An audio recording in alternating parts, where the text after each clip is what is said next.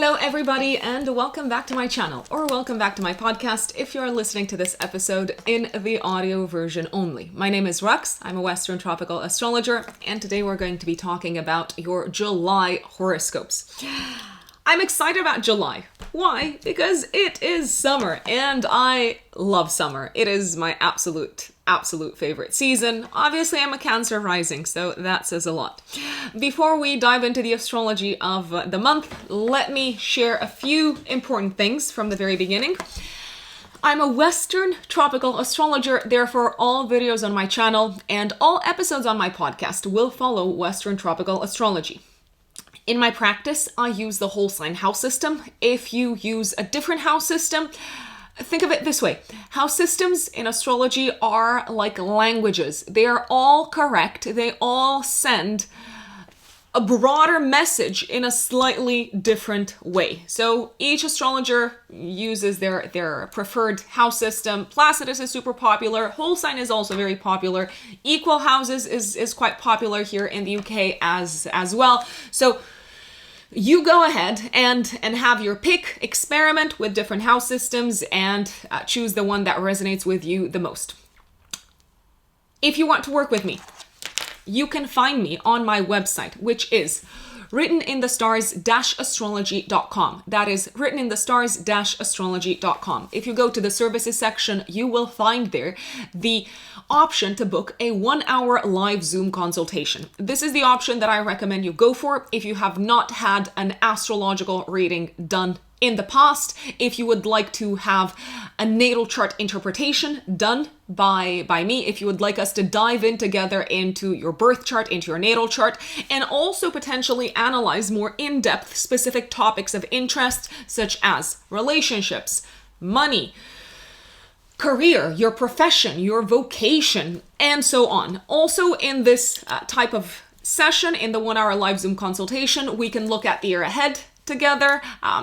You can figure out what sort of major life chapter you are in based on the astrology in terms of the timeline of your life, how you can make the most of the opportunities and better prepare for potential challenges that lie ahead. We can also dive into the synastry, the compatibility between you and someone else. The 1-hour live Zoom consultation is 100% customizable to your own needs. It is done via Zoom and it is also recorded. So at the end of the session, you will receive a recording so that you can listen to it, re-listen to it as many times as you need to. Again, you can book this type of consultation with me on my website, which is writteninthestars-astrology.com. I'm currently taking bookings for end of July, beginning of August.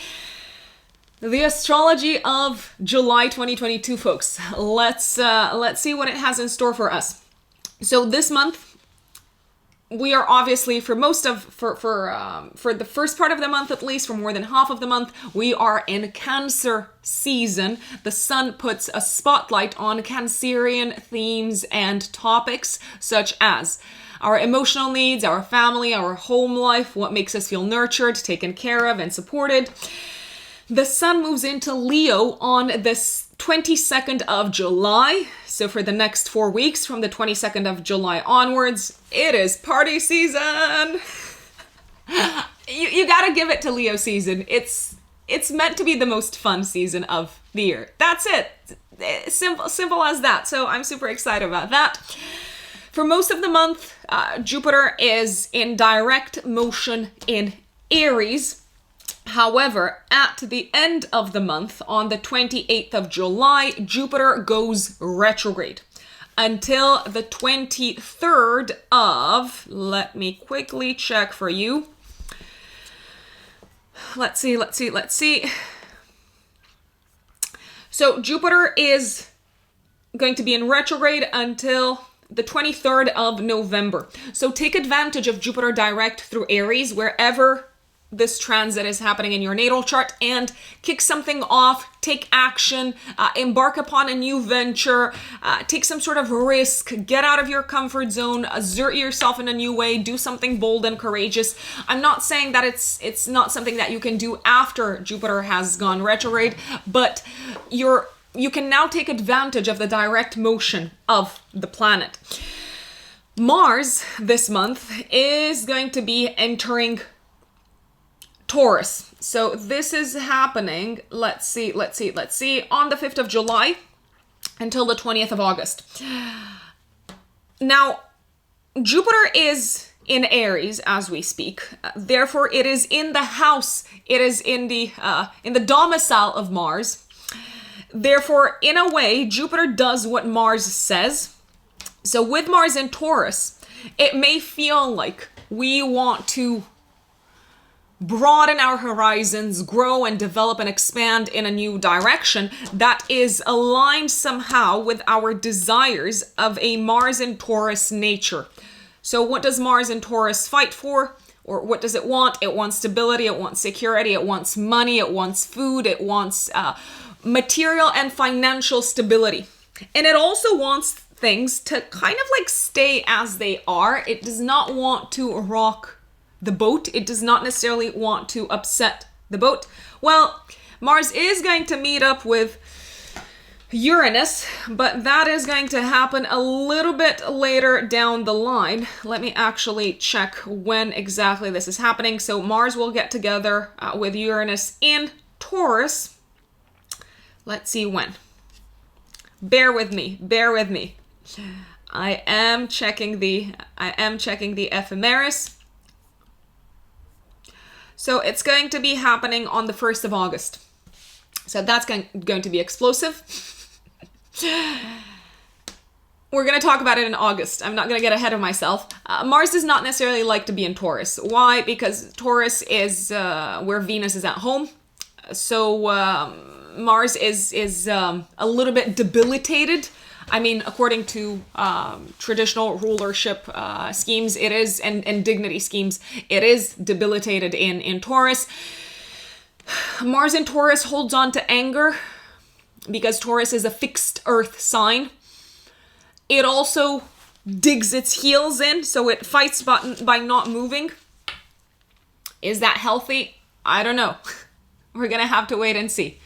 We're not judging here. We're just saying that there is a little bit of disagreement between the nature of Mars and the nature of Taurus as a sign. Mars wants to move forward. Taurus wants things to stay as they are. So you get what I'm talking about here.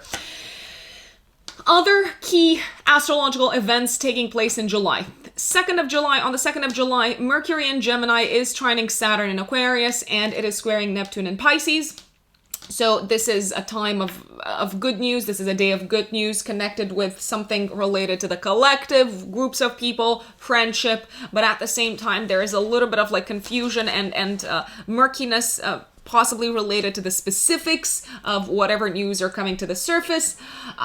Also on the 2nd of July, Mars in Aries is squaring Pluto in Capricorn. The 2nd of July is an important date. It feels like this is a win for the collective because they dared to fight for their individual rights and to defy the status quo and to defy the established structures of power, like deeply entrenched structures of power. But it's also a day of violence. I'm just going to put it out there. And especially at a collective level, many times the aspects in the sky manifest more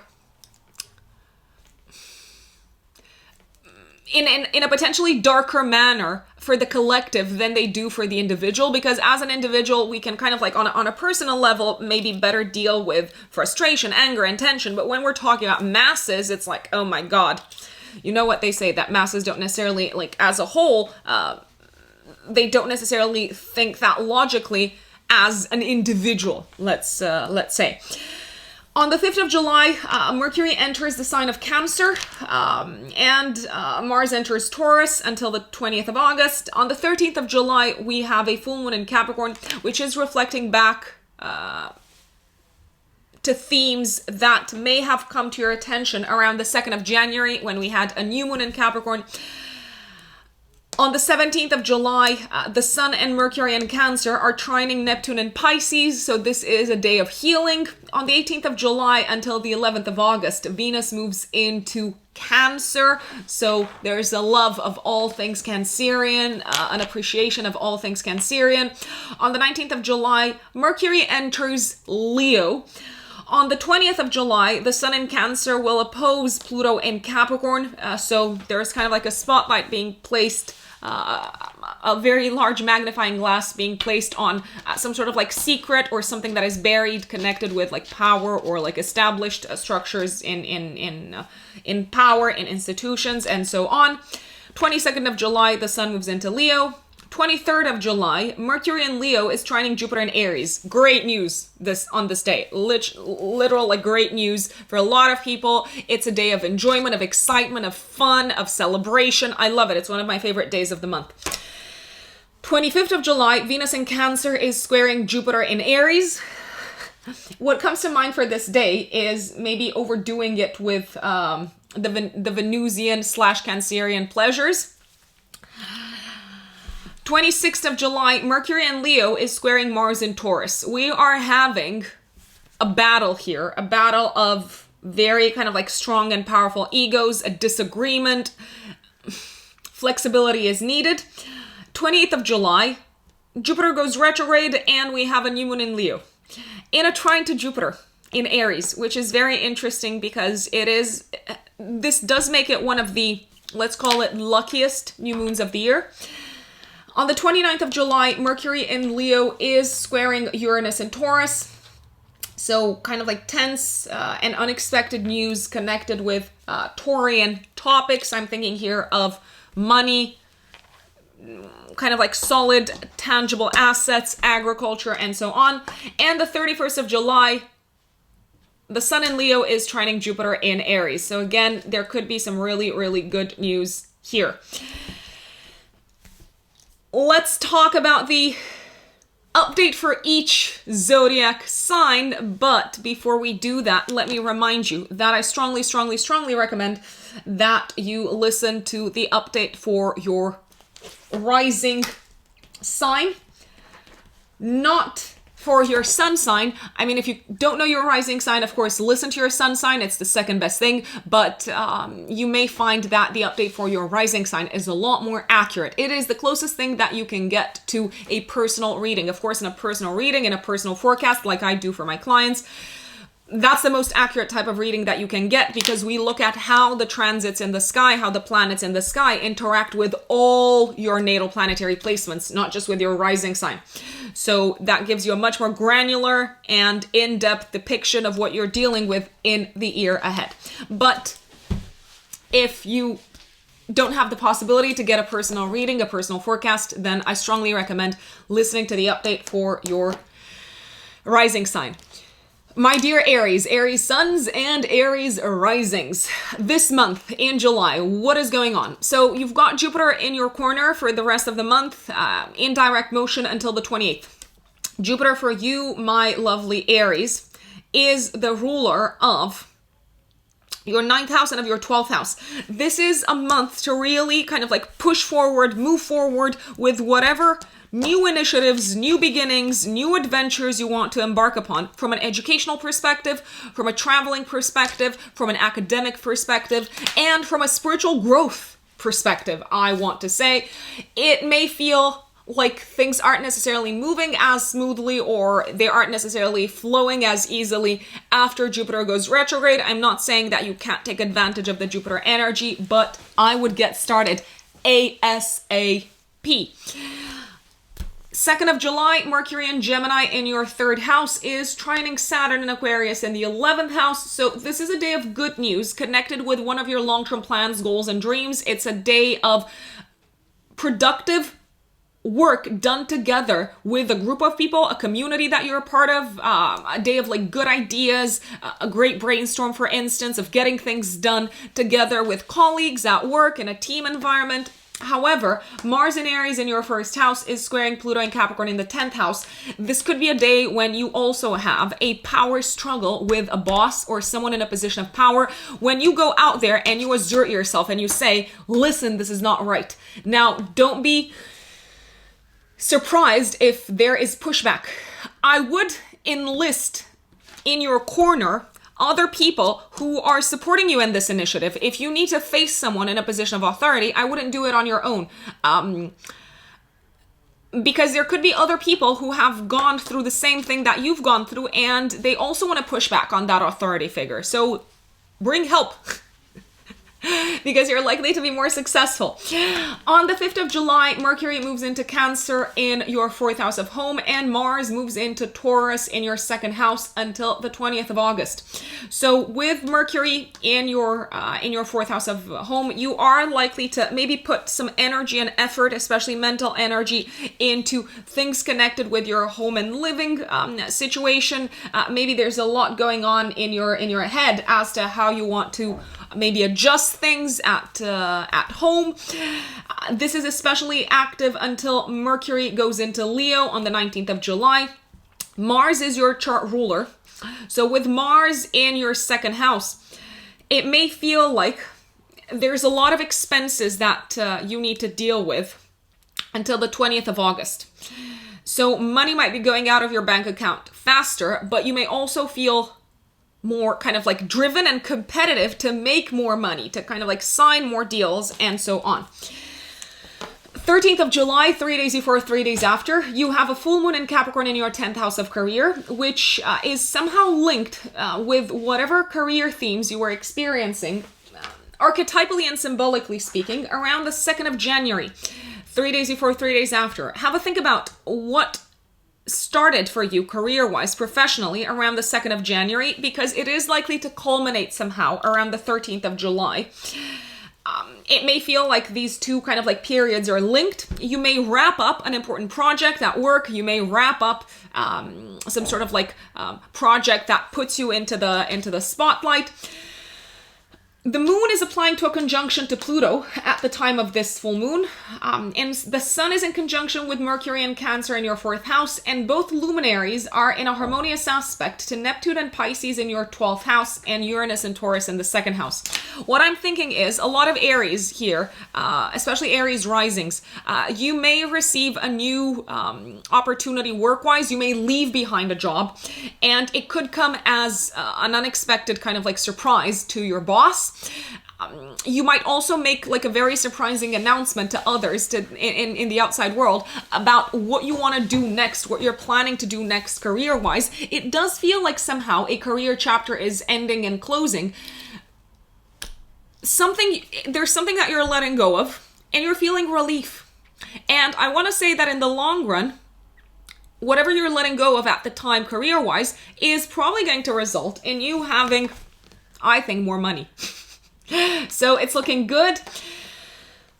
Saturn, the ruler of this full moon, is forming an exact trine to Venus and Gemini in the 3rd house. So this could also be a time when you receive really positive news if you were expecting for the results from like an interview process. If you were expecting, I don't know, some sort of news from a boss or from someone who could become your boss. This could be a time when you get some really, really, really good news. So it's a win. It's a success for you. It's a victory, Aries, career-wise, professionally. On the 17th of July, the Sun and Mercury in your 4th house are trining Neptune and Pisces in the 12th house. This could be a day when you have some heartfelt conversations with family members, with a parent, and you're feeling somehow grateful and supported, and you may be feeling like you're also healed somehow from something that has to do with your past. On the 18th of July until the 11th of August, Venus is transiting through Cancer in your 4th house. So you're probably going to have a great time if you go and maybe spend time with a parent, with family members. It could be a time when you feel like you want to spend more money on home-related matters because Venus also rules your 2nd house of income. It could be a time when you really enjoy your private life. And you're like, yes, I want to go back to my hometown. I want to go and talk to my grandma.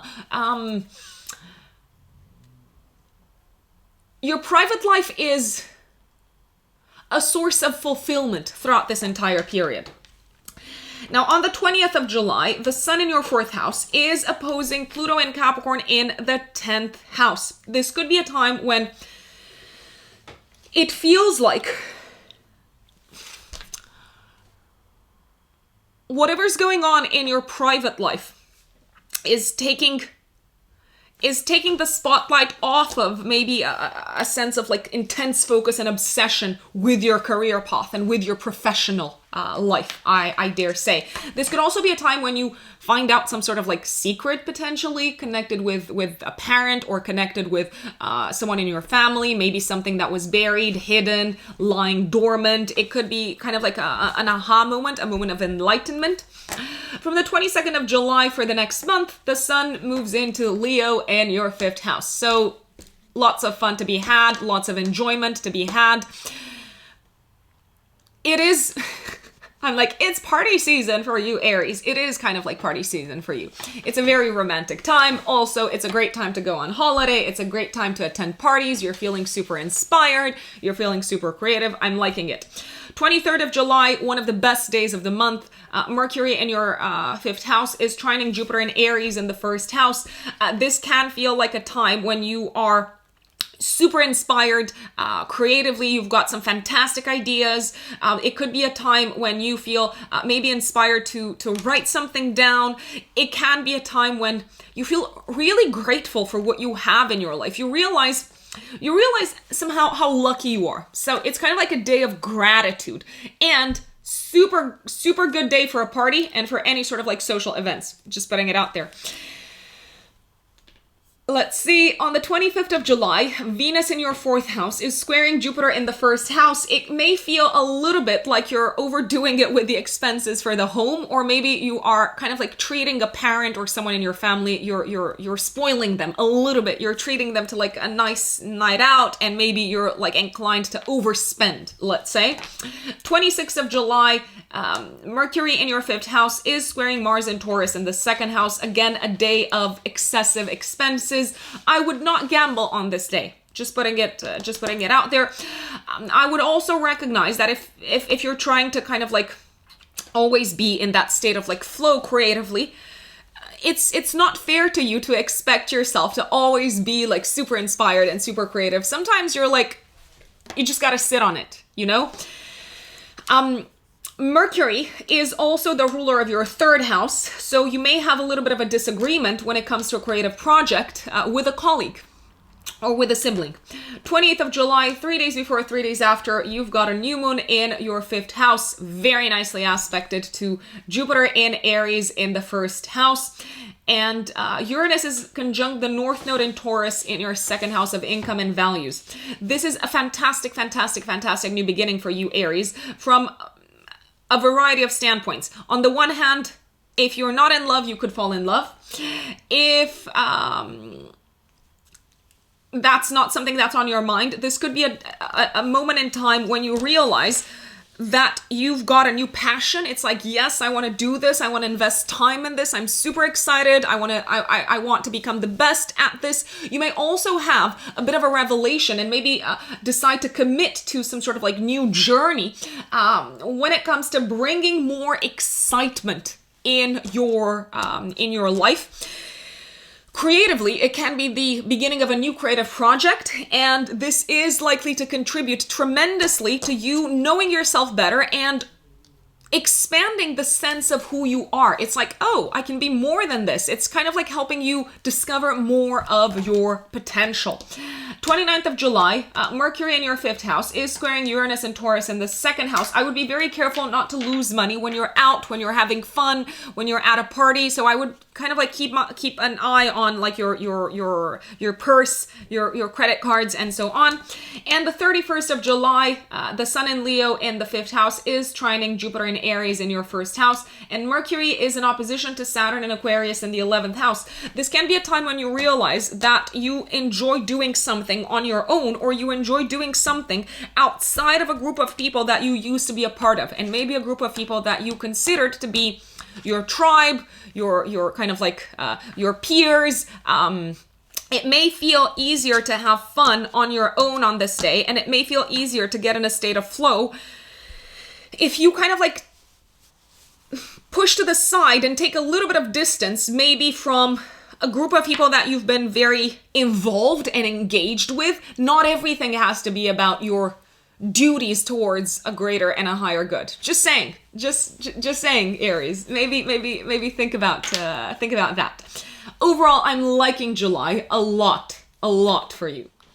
My dear Taurus Suns and Taurus Rising. So what does July look like for you? Well, that's what we are here to talk about. There's going to be a lot of energy concentrated for you Taurians this month in your third house of short distance travel, and also in your fourth house of home and family. The month kicks off with a very, very interesting day, the 2nd of July. I would also pay attention to the 1st and the 3rd for what I'm about to share with you. On the 2nd of July, Mercury, the messenger, is going to be in your 2nd house of income, trining Saturn in Aquarius in your 10th house of career. So it is a day of good news from a professional standpoint. You may feel appreciated by a boss. You may receive some sort of payment. You may receive good news connected with maybe a bonus, or connected with a client. A client might say yes and sign up for a deal. Something of that nature. However, Mercury is also going to be squaring Neptune and Pisces in your 11th house, so there may not necessarily be that much clarity as to how you're going to move forward with this particular client or with this particular project professionally. And we also have, I'm just going to say it, a very violent aspect in the sky on the day as well. So on the 2nd of July, but it's active the day before and the day after as well. Mars in your 12th house is going to be squaring Pluto and Capricorn in the 9th house. So if you're traveling, especially long distance, there's probably going to be some sort of massive disruption, major disruption. I know it sounds big. It probably will be, and it's probably also completely unexpected. It catches you off guard. This can also be a day when you receive news that make you feel angry about something of a legal nature, something connected with exams, maybe with education, with university. It could also be a day of you feeling super annoyed with some sort of institution, maybe of either an educational or a religious nature. From a mental health perspective, it's not necessarily the easiest day or the easiest of periods. There can be sort of like this explosive anger coming up to the surface. On the 5th of July, Mercury moves into Cancer in your 3rd house. So your mind is going to be very focused on who you need to talk to, what sort of like short distance trips you need to plan. And Mars will move into your 1st house of identity until the 20th of August. From the 5th of July until the 20th of August. Now with Mars in the 1st house, a few things. First of all, you're going to want to get things done and done fast.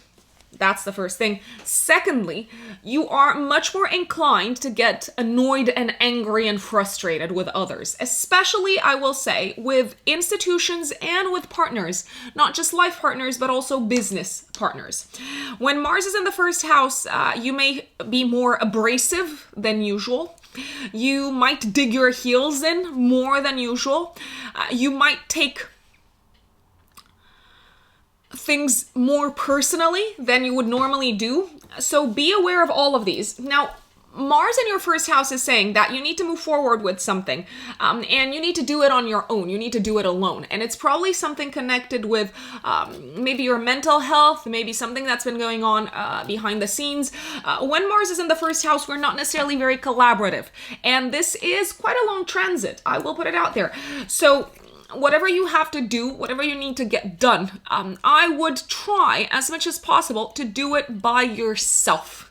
Because working with others isn't necessarily the easiest when Mars is in your first house. Also very careful not to hurt yourself, not to, let's say, work out and, I don't know, get a bruise or get a cut or anything like that with Mars in your first house. 13th of July, 3 days before, 3 days after, you have a full moon in Capricorn in your 9th house. Now, folks, this full moon seems to reflect back to you themes that maybe came up first in your life around the 2nd of January, at the time of the new moon in Capricorn in your 9th house. This full moon is very nicely aspected to Neptune and Pisces in your 11th house of long-term plans and to Uranus and Taurus in your 1st house. So what I'm liking about this full moon is the following. You're probably going to feel like you have completed something super important from an educational perspective, from an exams perspective, even from a legal perspective.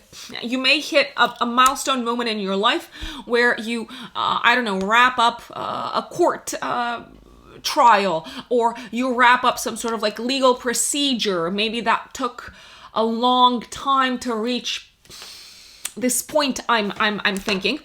If you need to travel around this time, it may feel like a very productive trip, especially abroad. You're feeling very appreciative of yourself for how you handled either this travel-related matter, this educational matter, this legal matter, or a matter connected with residency, visa, and so on. So there could be good news connected with residencies and visas, passports, etc. You could also be planning a trip around this time. It could be a trip, like an impromptu trip with friends. If you do need to travel, it may feel like you will have around you the people that truly support the new you, truly support the person that you have become. On the 17th of July, the Sun and Mercury in Cancer in your 3rd house are trining Neptune and Pisces in the 11th house. This is a very, very good day to sell something, to buy something, to agree on a deal, to agree on maybe deliverables that you need to work on together with a group of people. If you need to present something, you're very fluent, you're very coherent, you're very persuasive. So I'm liking this. 18th of July until the 11th of August. Venus moves into Cancer in your 3rd house. So you are even more persuasive than you usually are with Venus in your 3rd house. Relationships with siblings are likely to go very, very well when Venus transits your 3rd house. Venus is also your chart ruler. So you may feel more invested until the 11th of August to kind of like learn and understand more about yourself, about where you're headed, about where you're going. You may feel like it's easier to talk about yourself, talk about what you enjoy doing, and in general, communications are likely to go quite smoothly. Let's put it this way. On the 20th of July, the Sun in Cancer in your 3rd house is opposing, let's see, Pluto in Capricorn in your 9th house. If you needed to travel to get together with a family member, I will tell you, there's probably going to be disruption. There may also be disruption on the road. There may be disruption with your car, with your means of transportation. This could also be a time when you feel like you find out some sort of secret connected with a sibling or with another family member. On the 22nd of July, for the next month or so, the Sun moves into Leo in your 4th house of home, so it may feel like the spotlight is being placed on residence-related matters, home-related matters, family-related matters, and so on. On the 23rd of July, Mercury in your 4th house is going to trine Jupiter in Aries in the 12th house. I like this. Why? Because it feels like you reach some sort of agreement, some sort of common ground with a family member in maybe like a very tricky conversation, a very tricky topic. Jupiter rules your 8th house, so it feels like through talking to your family, you're overcoming some sort of private crisis or a point of contention. This could also be a very good day to open up to a family member or to your family in general about something that maybe you've been keeping to yourself. And it may feel like you are much lighter after you talk about these things. On the 26th of July, Mercury in your 4th house of home and family is squaring Mars and Taurus in your 1st house of identity, and Uranus is conjunct your North Node in the 1st house. I would also look at the day before and the day after for this energy. So pay attention to also the 25th of July and the 27th of July. This can be a time when you get really triggered by something from your past, maybe something connected with your childhood, something connected with a parent. It may feel like old anger is coming up to the surface. You may also have some sort of disagreement with a family member or a disagreement related to your property. So something connected with your property. This is also a day when it may feel like you have a bit of a revelation as to how much you have evolved and changed compared to the person that you used to be in the past. On the 20th of July, 3 days before, 3 days after, you have a new moon in Leo in your 4th house of home and family and a trine to Jupiter in Aries in your 12th house. Finally, you're entering a new chapter in your home and family life. It hasn't been easy. It could be a time when you move into a new house, into a new home. It could be a time when you maybe start interacting with family members in a new way, with like from like a clean blank slate starting point. It could be a time also when you feel finally content with your home and family life. It feels like you're going through a process of regeneration, not just in terms of your living situation, but also in terms of your emotional life, in terms of your private life. So from a private life standpoint, this is an exciting new beginning. This could also be a time when some Taurians find out, maybe without necessarily expecting it, that the family is going to grow and expand. Maybe there's like news of a pregnancy in the family. It doesn't necessarily have to be your baby. It could be someone else's baby. Maybe this is a time when you when you hear positive news connected with a parent. Maybe this is a time when you decide to get a pet and to kind of like expand the family in that way. In any case, you're feeling very, I want to say, happy and privileged to be in this new starting point, home and family wise. And last but not least, on the 31st of July, Mercury in your 4th house is opposing Saturn and Aquarius in your 10th house of career, but the Sun in Leo in your 4th house is trining Jupiter and Aries in your 12th house.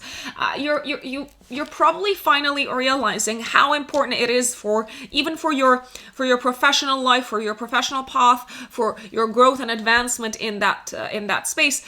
You're probably realizing how important it is to be happy in your home life, in your private life. There's this feeling of you being like lucky and blessed at home and in private. And maybe things aren't necessarily rosy career-wise right now, or maybe you're feeling a little bit of frustration career-wise. But on the other hand, in private, things are falling into place. And that is July for you, my dear Taurians. Now, if you are a Gemini sun or a Gemini rising, on the 2nd of July, my lovely Geminis, and also the day before, the day after, Mercury in your 1st house is trining Saturn in Aquarius in the 9th house. So this is a day of good news connected with your exams, connected with a travel-related matter, connected with something that you've worked really hard maybe to understand. So something that you've put a lot of effort to master from an intellectual standpoint. It could be a time when you hear good news connected with like a passport situation or something like that. However, Mercury is going to be squaring Neptune in Pisces in the 10th house. So even though you do have some like a feeling of satisfaction and fulfillment related to something maybe of an intellectual nature, from a career perspective, you're still not very clear as to where you're going next. And that's okay. you can figure things out along the way. You don't have to have it all figured out now. Also, on the 2nd of July, day before, day after, Mars in your 11th house is squaring Pluto and Capricorn in the 8th. This is a day of frustration also, and of you feeling quite annoyed, maybe with a matter connected with your investments, connected with an inheritance, connected with a legacy, connected with a mortgage or a loan. You may be feeling a little bit personally attacked by something that you find out around this time. There can also be a sense of crisis that you experience, and I kid you not, you're probably going to want to punch someone in the face, connected with one of your friends or with a group of people that you are a part of, my dear Geminis. On the 5th of July, Mars moves into Taurus in your 12th house until the 20th of August. Now, for you, my dear Geminis, Mars rules your 6th house and your 11th house. It may feel like you need to move fast to let go until the 20th of August of something that's been holding you back in terms of daily habits, in terms of maybe day-to-day work. So to give up on a habit, to give up on a task that you've been engaging in on a day-to-day basis at work, it's like you gotta get this out of the way, because if you don't, then it may feel like it's kind of like blowing over in your face. It can also feel like a time when you need to put energy and effort into moving away from a group of people that you were heavily involved with. For whatever reason, it may feel like you need to make efforts and put energy into taking your distance from these people. You know better than I do why that is. Also, from the 5th of July until the 19th of July, Mercury is going to be moving through Cancer in your 2nd house of income. So your mind is going to be very much focused on money, finances, and kind of like getting your financial situation in a good place. On the 13th of July, 3 days before, 3 days after, there's a full moon in Capricorn in your 8th house of shared resources and shared finances. This is somehow connected with the new moon on the 2nd of January at the beginning of the year. Have a think about what was happening in the area of finances, especially finances that you share with others, such as a partner, or money that comes to you from maybe a loan or a mortgage. Have a think about what was happening in January in the space, because this full moon is likely to bring a matter connected with that part of your life to completion and to fruition. It is a full moon of good news, however. I will just say this, good news financially, good news maybe investments-wise. Why? Because the moon and the sun are in a harmonious aspect to Neptune and Pisces in your 10th house, and to Uranus and Taurus in your 12th house. So even though you did not necessarily expect it, there could be some sort of positive like turn of events in terms of your investments, or in terms of a specific investment. So I would be very careful and kind of like move fast, because this is something that happens like in a heartbeat. It's like you didn't see it coming, you gotta act fast. Also, this could be a time when you receive some sort of unexpected bonus from work, or you sign a deal work-wise that you did not necessarily think that you would sign. It could also be a time when you hear news of a raise coming from your boss. So I'm liking it. On the 17th of July, the Sun and Mercury in your 2nd house are harmoniously aspecting Neptune and Pisces in your 10th house of career. Another day of good news financially, coming from a boss, coming from someone in a position of authority, coming from someone that you look up to. A day when you feel appreciated for your efforts and talents and skills work-wise. It can also be a time when you really feel appreciative of what you bring to the table career-wise. And remember, in astrology, the 2nd house of finances is also the house of self-worth. So the more we appreciate ourselves, astrologically speaking, the more prosperous we are likely to be in this lifetime.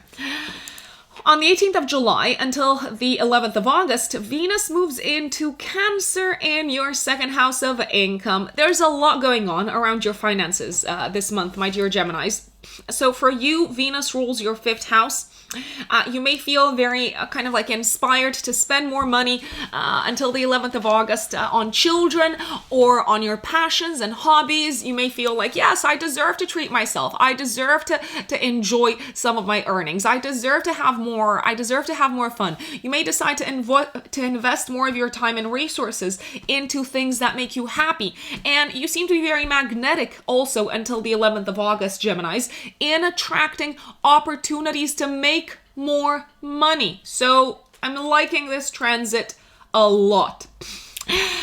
On the 20th of July, the Sun in Cancer in your 2nd house is opposing Pluto in Capricorn in the 8th house. This could be a day of unexpected expenses. I told you, this month is very much revolving around finances for you, Geminis. It could also be a time when you realize, oh my God, I forgot to pay this tax, or I forgot to pay this fine, or I forgot to pay this, I don't know, debt that I had, and it kind of like comes crashing. It's like, you got to do it now. It could also be a day of, and I would look at the day before, the day after as well. So the day before and the day after the 20th of July, a time of expenses connected with your car, potentially. From the 22nd of July for the next month, the Sun moves into Leo in your 3rd house. So there's a big focus on networking for the next month, getting together with colleagues, getting together with people who kind of like share information that you're very interested in. On the 23rd of July, Mercury in your 3rd house is trining Jupiter in Aries in the 11th house. This is a great day for signing some sort of like deal or partnership with a community or a tribe or a group of people that can really bring long-term some new exciting opportunities in your life. It can also be a day of great ideas for the future and of great creative ideas that you have as well, my dear Geminis. 26th of July, also the day before the day after, Mercury in your 3rd house is squaring Mars and Taurus in the 12th house. This is a day when you are likely to get quite angry and annoyed on the road. I will put it out there, and you may feel very triggered by something that happens either on the road or by some sort of conversation that you have with a neighbor. You can get angry with a neighbor on this day. Also, you may get angry with a sibling, and the day before, the day after. This is also a day when Uranus is conjunct the North Node in your 12th house. So you may have an aha moment as to what really triggers you and how you can approach it a little bit differently, how you can approach maybe your blind spots a little bit differently. 28th of July, 3 days before, 3 days after, you have a new moon in your 3rd house. In a harmonious aspect to Jupiter in Aries in the 11th house. Okay, so I'm liking this.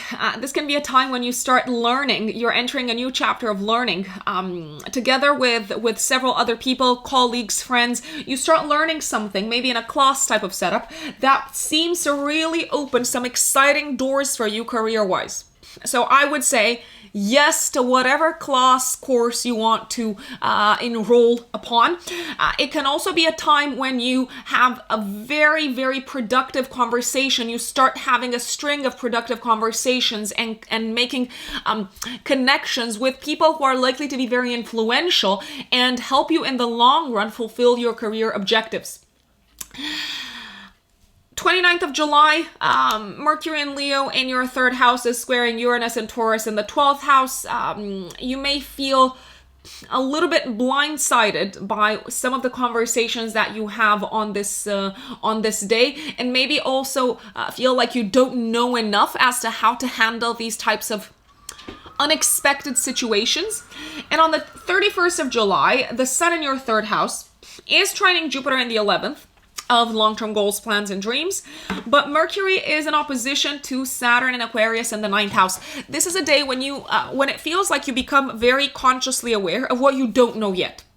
It can also be a day when it feels like some of the productive and exciting conversations that you've been having with several people or with communities about your career goals, it may feel like they are being a little bit stopped in their tracks because of maybe legal matters or because of legislation or because of something that is happening in your life connected with some sort of like trip or travel that you need to embark upon, and you're like, hold on a second, we need to put a pause on this because I need to deal with this first. And that is July for you, my dear Geminis. My fellow Cancerians, Cancer suns and Cancer risings, what does July have in store for us? Well, first of all, we are probably going to be pretty much the stars of most of this month, at least until Leo season kicks off on the 22nd of July. So what's happening? The month kicks off with a very interesting date, the 2nd of July, but I would also look at the day before, the day after, when we have a bit of a mixed bag in the sky. First of all, Mercury in your 12th house, the messenger, will trine Saturn and Aquarius in your 8th house. So it can be a day of good news and a period of a couple of days of good news related to your mortgage, to your debts, to any sort of loans that you may have taken. It may feel like you're finally kind of wrapping up an important chapter here, maybe something that you've put a lot of thought into, a lot of work into. However, on the same day, Mars in your 10th house of career is squaring Pluto and Capricorn in the 7th house. It is a day of, and also day before, day after, a period of time of clashing with an authority figure. Very, very, very likely.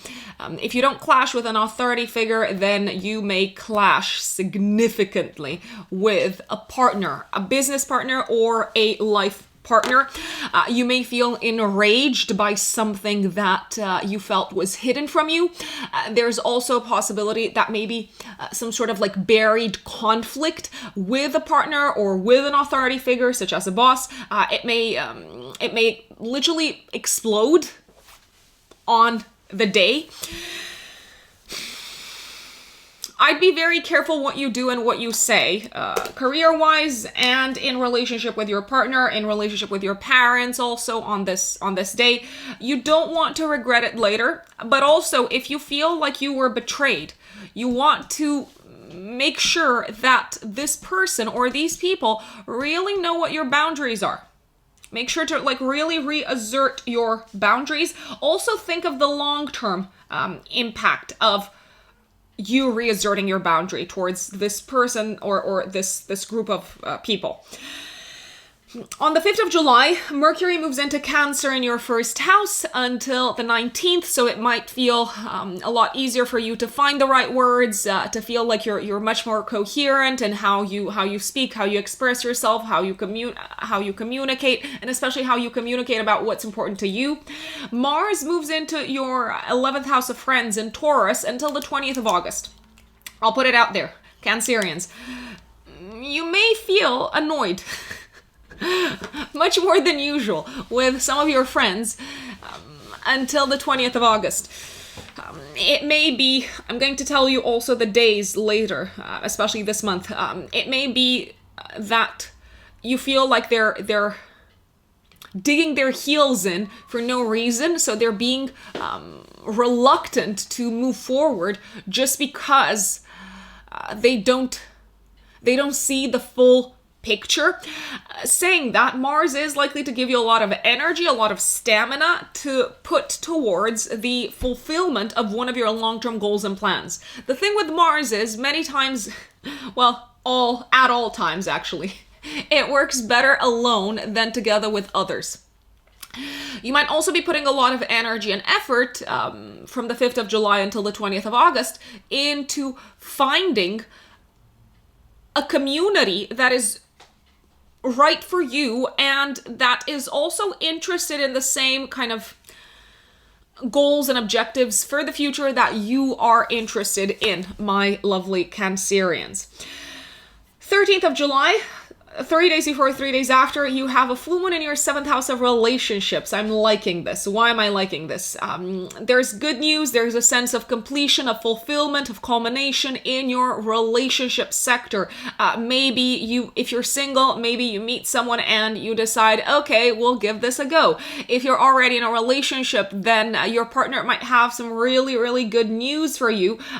Maybe something connected with their travel plans, something connected with their visa, their residency, something connected with a legal matter that they are involved in.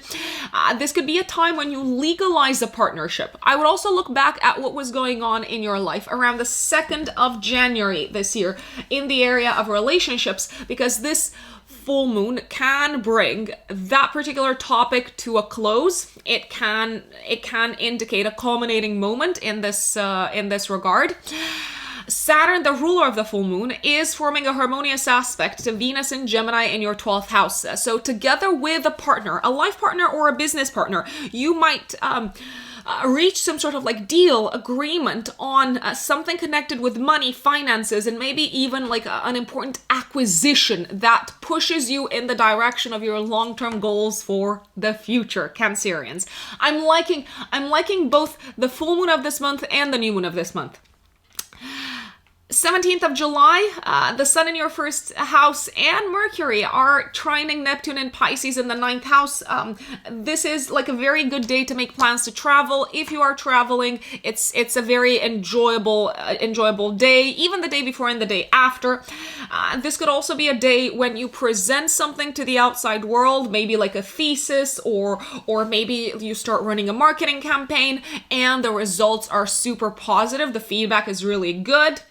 Then on the 18th of July until the 11th of August, Venus moves into your 1st house. Now you know what I'm going to say, or maybe you don't.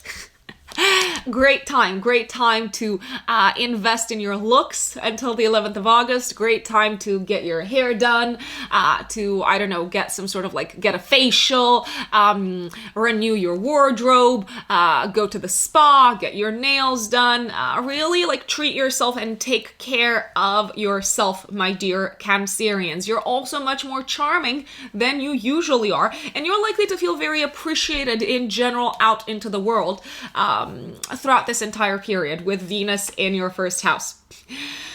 Now, on the 20th of July, the sun in your 1st house is opposing Pluto in Capricorn in the 7th house of relationships. This can be a day when you have a bit of a face-off. Maybe there's an argument, or there's a sense of, oh, I didn't see this coming, connected with a financial matter that also involves a partner. On the 22nd of July, the sun moves into Leo in your 2nd house of income for the next month. So the spotlight is going to be placed very much on how you make your money, how much money you're making, how you can increase your income, how you spend your money and resources, and also what is worthy of your money, time, and resources in general. Good news financially on the 23rd of July, when Mercury in your 2nd house is harmoniously aspecting Jupiter in Aries in your 10th house of career. By the way, this is the month until the 28th of July when Jupiter is still direct in your 10th house of career. So if you're thinking of starting something new, career-wise, professionally, if you have some sort of initiative in your mind, I would take advantage of the time when Jupiter is still direct. So again, until the 28th of July. It may feel like you've got a great idea, a great conversation, a great kind of like energy to move forward professionally in this exciting new direction on the 23rd of July. Also, if you can schedule like an interview around this time, or if you can schedule some sort of important announcement that you want to make career-wise, I would take advantage of this day, of the 23rd of July. On the 26th of July, also the day before the day after, Mercury in your 2nd house is squaring Mars and Taurus in the 11th house. You may realize that in order to move forward with some of your career plans, you need to make some adjustments in terms of your financial situation, maybe in terms of expenses, in terms of what you allocate your money to. There can also be a sense of, especially if you're collaborating with someone, a sense of disagreement on a financial matter on this day. It can also be a day when, because Uranus is going to conjunct your North Node in the 11th house, the transiting North Node, of course, when you have some sort of like fated aha moment or encounter with a person or a group of people that to you maybe feel like are going to play an important role in your plans for the future moving forward. 28th of July, 3 days before, 3 days after, you have a new moon taking place in your second house of income. Very nicely aspected to Jupiter, the ruler of your 6th house of day-to-day work, currently in your 10th house of career. A fantastic, fantastic new beginning, Cancerians, financially for you. A new source of income is likely to make its way into your life. Now, when I say make its way, I don't mean it's going to miraculously appear out of nowhere. I mean, this is something that you feel ready to act upon, to take advantage of, to create. You are a co-creator of your reality. So always, always remember that.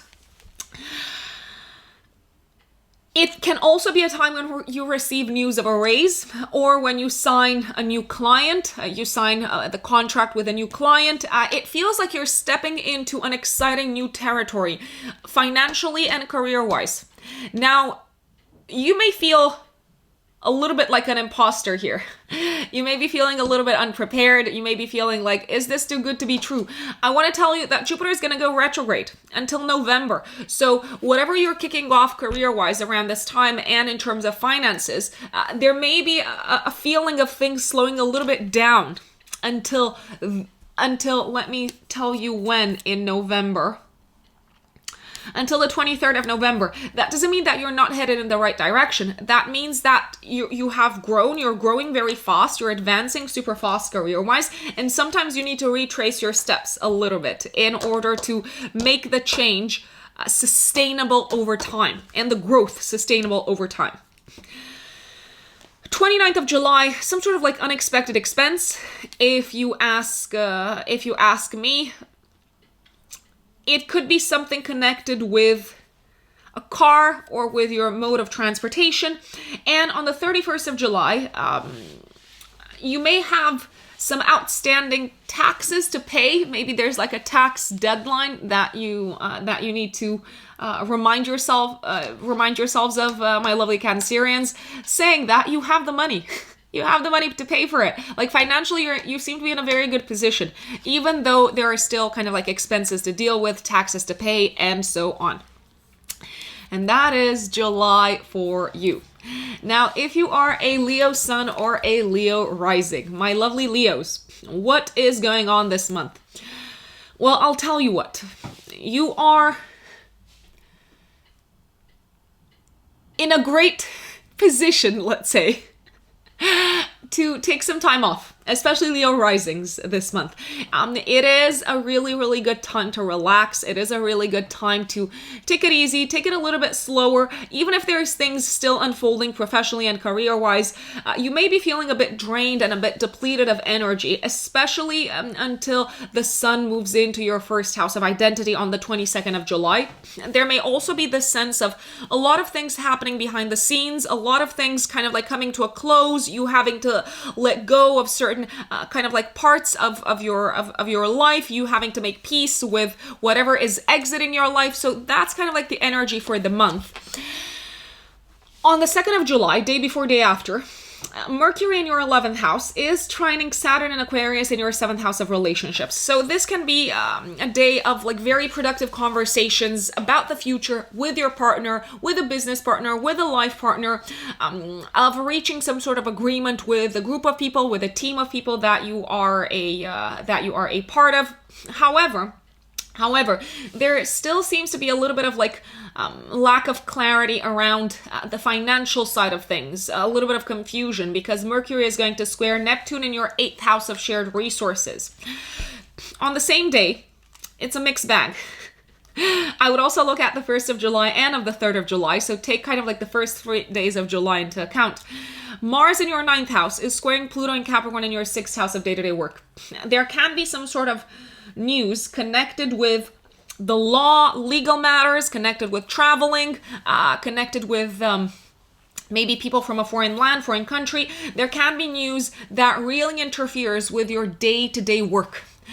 You may feel blocked in what you do work-wise because of something of a legal nature or something that has to do with people from foreign lands, foreign countries, people from like the international office or something like that. It can also be a day, a very explosive day of arguments at work due to cultural differences, and differences in philosophy, in worldviews, in faith even. On the 5th of July, Mercury moves into your 12th house. Mercury is the ruler of your 11th house of long-term plans and the ruler of your 2nd house of income.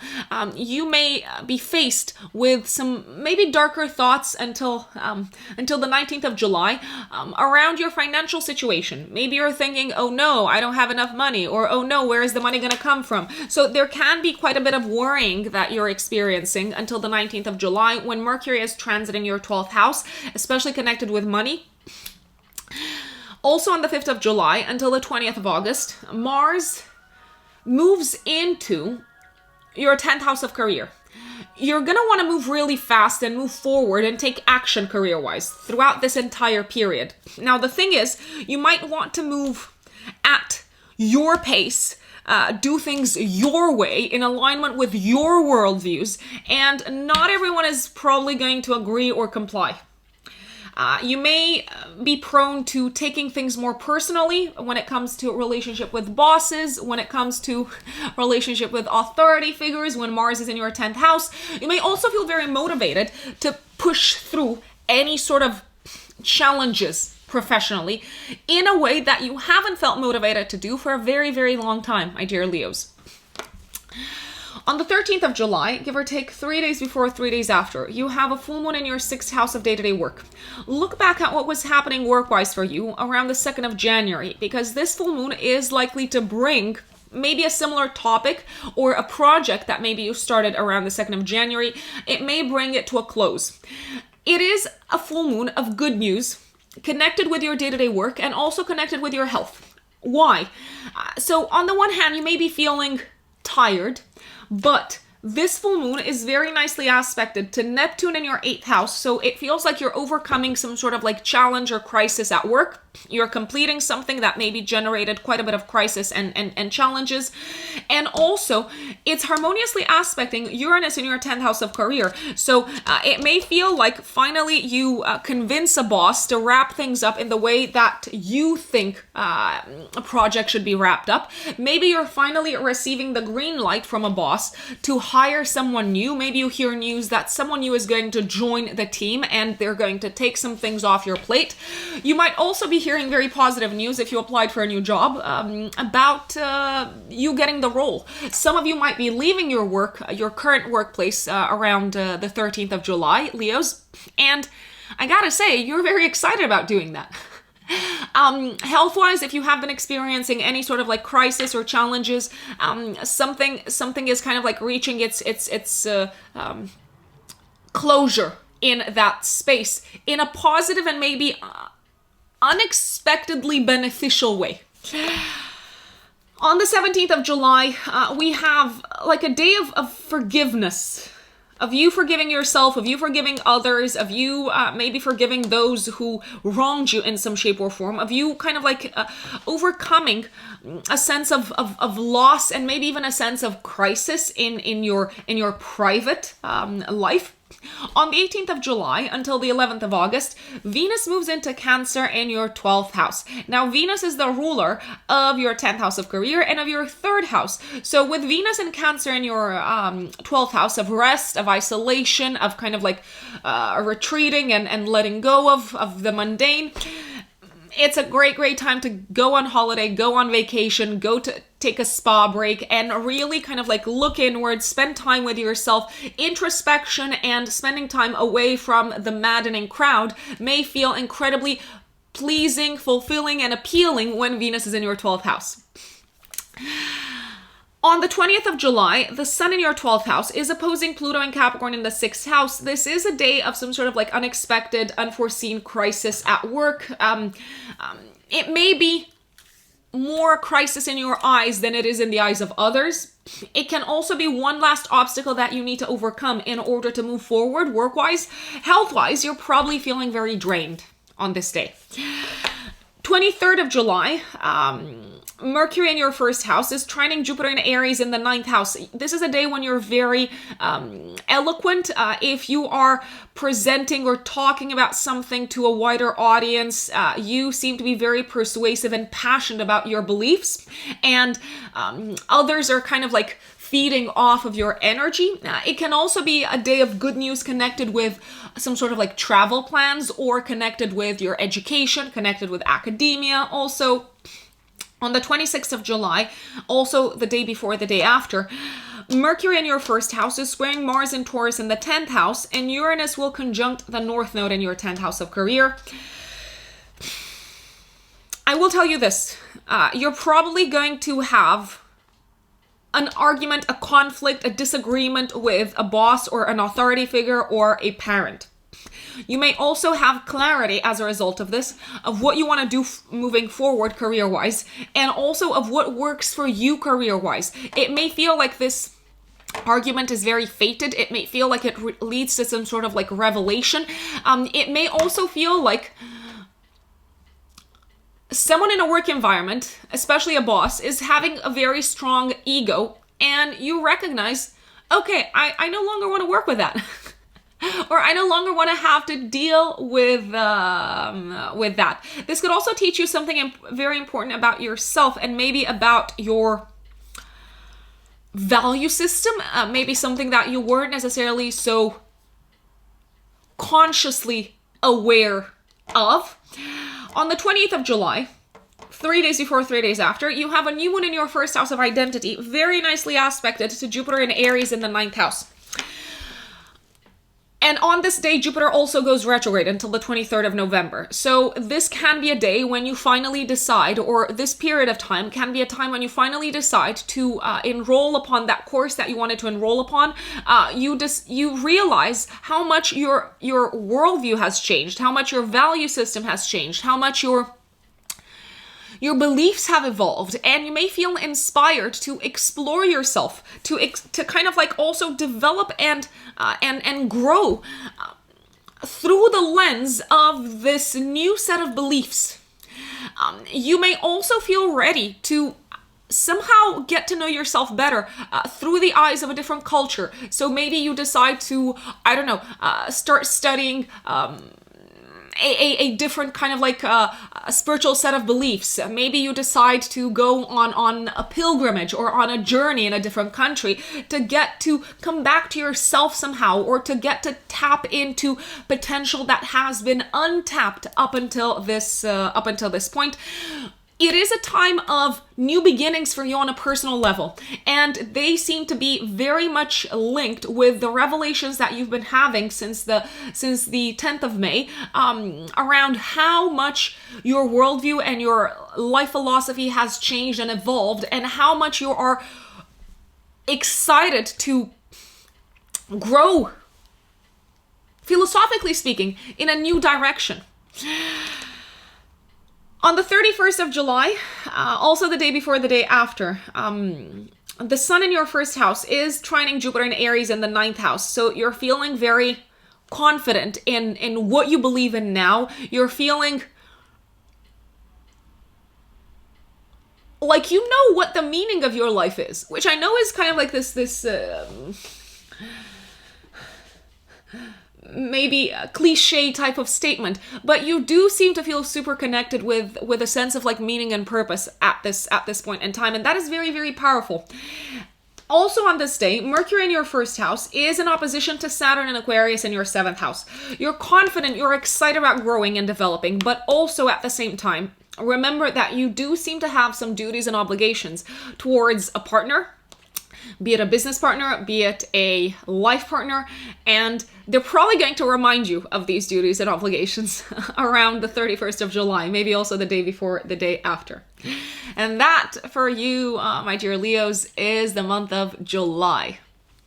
My dear Virgos, Virgo suns and Virgo risings, what does July have in store for you? Well, there is going to be a lot of focus on 11th house matters and 12th house matters. The 11th house is the house of long-term goals, plans, and dreams. And the 12th house is the house of mental health, retreat, introspection, surrender, and letting go. 2nd of July, also the day before the day after, we have a beautiful aspect in the sky. It's actually a mixed day or a mixed period. The first 3 days of July are very interesting.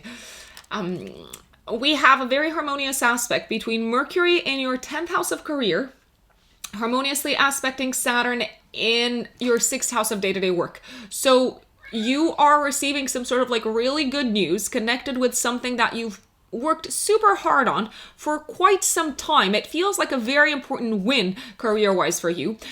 It could be you securing maybe like a raise or like a new job, a new role, a new position, or you kind of like feeling like you've won something after a long drawn battle that involved you having to persuade bosses, managers, colleagues. It's a great day. It's a great day for good news work-wise. However, on the same day, and also the day before the day after, Mars in your 8th house of shared resources, other people's money, other people's assets, is squaring Pluto and Capricorn in your 5th house. You may be taken by surprise around this time. You may be taken aback, and you may actually feel quite angry with some of the expenses maybe that a partner, a life partner or a business partner has engaged in that kind of like negatively impact your own financial situation.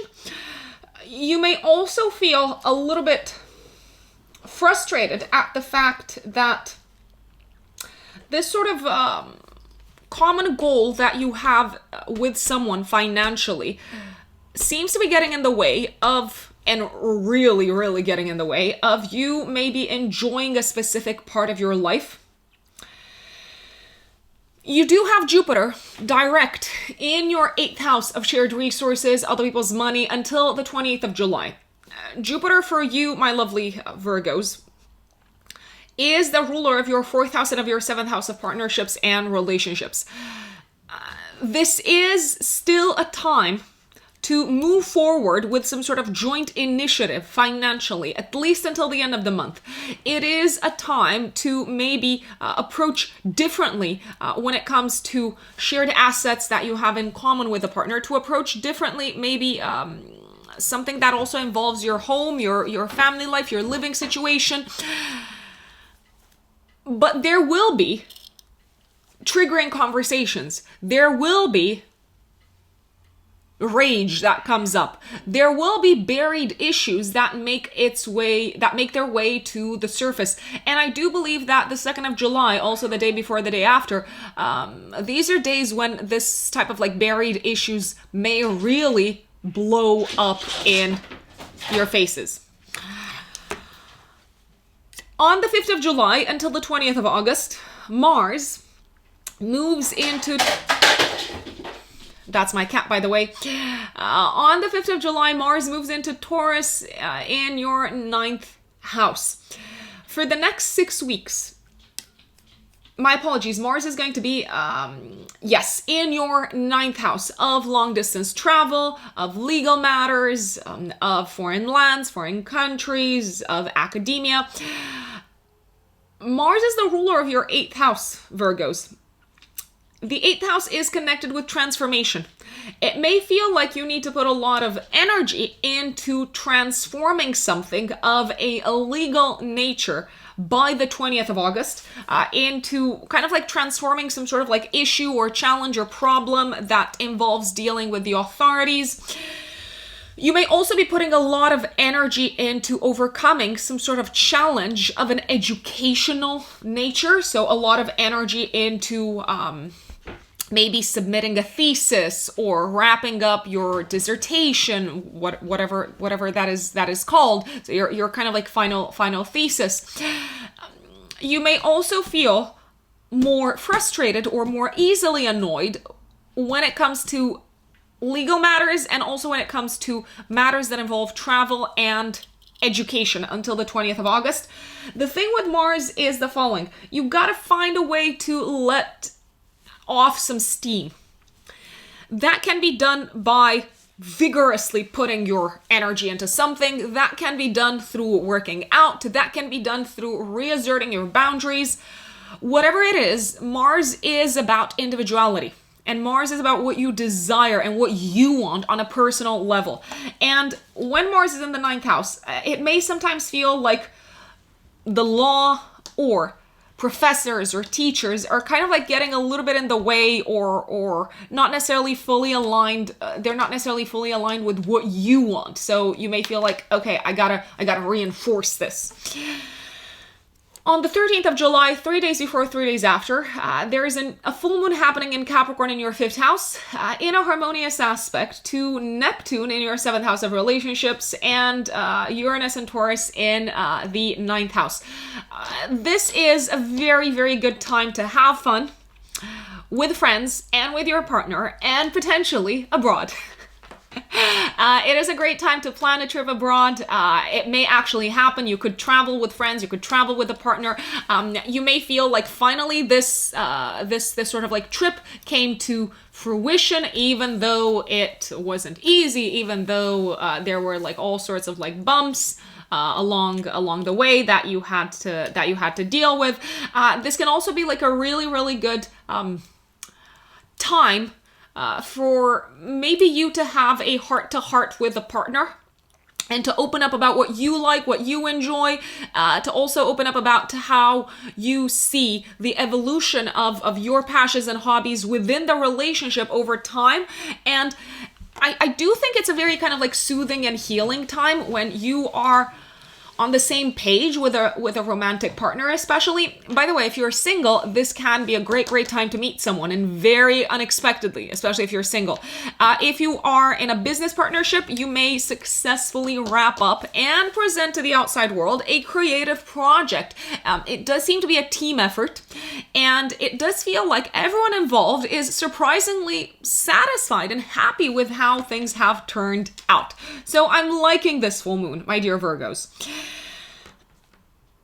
On the 17th of July, the Sun and Mercury in your 11th house are trining Neptune and Pisces in the 7th house of partnerships and committed relationships. So on the 17th and maybe the 18th as well of July, I would recommend maybe planning a date or going out together with a group of friends and with your partner to enjoy yourselves. If you are not with someone, I would go out and be socially active, because you may very well connect with someone that you feel like a very strong attraction towards. It may feel like you are in complete agreement maybe about the future, about long-term plans with both a group of people that you're very active within, and also with a business or a life partner. You seem to feel very lucky to have the friends that you have around this time. On the 18th of July until the 11th of August, Venus, my dear Virgos, moves into Cancer in your 11th house. Okay, so Venus rules your 9th house and your 2nd house of income.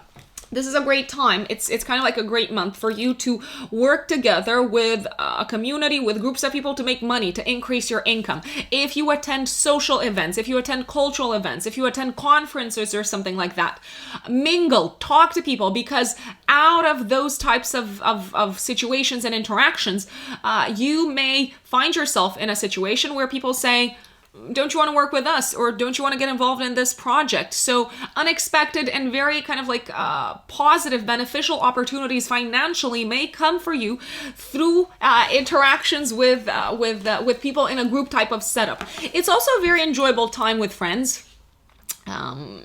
Generally when Venus transits the 11th house. So if anyone invites you anywhere, I would personally say yes, because you are likely to enjoy it maybe more than usual. On the 20th of July, the Sun will oppose Pluto and Capricorn in the 5th house. Now for you Virgos, the Sun rules your 12th house. You may feel like you are uncovering some sort of a secret connected with one of your friends, or maybe you're just kind of like super surprised when they reveal something to you, maybe something that they've been kind of like sitting on for a very, very long time. From the 22nd of July for the next month, the sun moves into your 12th house. So you may feel a little bit more kind of like physically drained, depleted of energy. You may enjoy actually spending more time on your own. You can start something creative behind the scenes, my dear Virgos. Then on the 23rd of July, Mercury in Mercury in your 12th house is trining Jupiter and Aries in the 8th house. You may wrap something up, or you may kind of like write down something and have some like really interesting ideas in private, very creative ideas, if I may say so. It can also be a time when you have like a sense of understanding of one of the crises that you went through in the past, especially in connection with a parent or with a family member. So it can be a very healing time. On the 28th of July, 3 days before, 3 days after, we have a new moon in your a new moon at 5 degrees of Leo in your 12th house. Now, 2 days before, on the 26th of July, Uranus was conjunct the North Node in Taurus in the 9th house. So on the 26th of July, you may have had a revelation as to what you now believe in, as to how your belief system has changed and evolved. You may have also felt like you had some sort of like fated encounter or fated experience connected with foreign lands and foreign countries. And come the 28th of July, 3 days before, 3 days after, it may feel like you are ready to let go of some of the existing structures in your life. Maybe some of the areas of your life that brought crisis.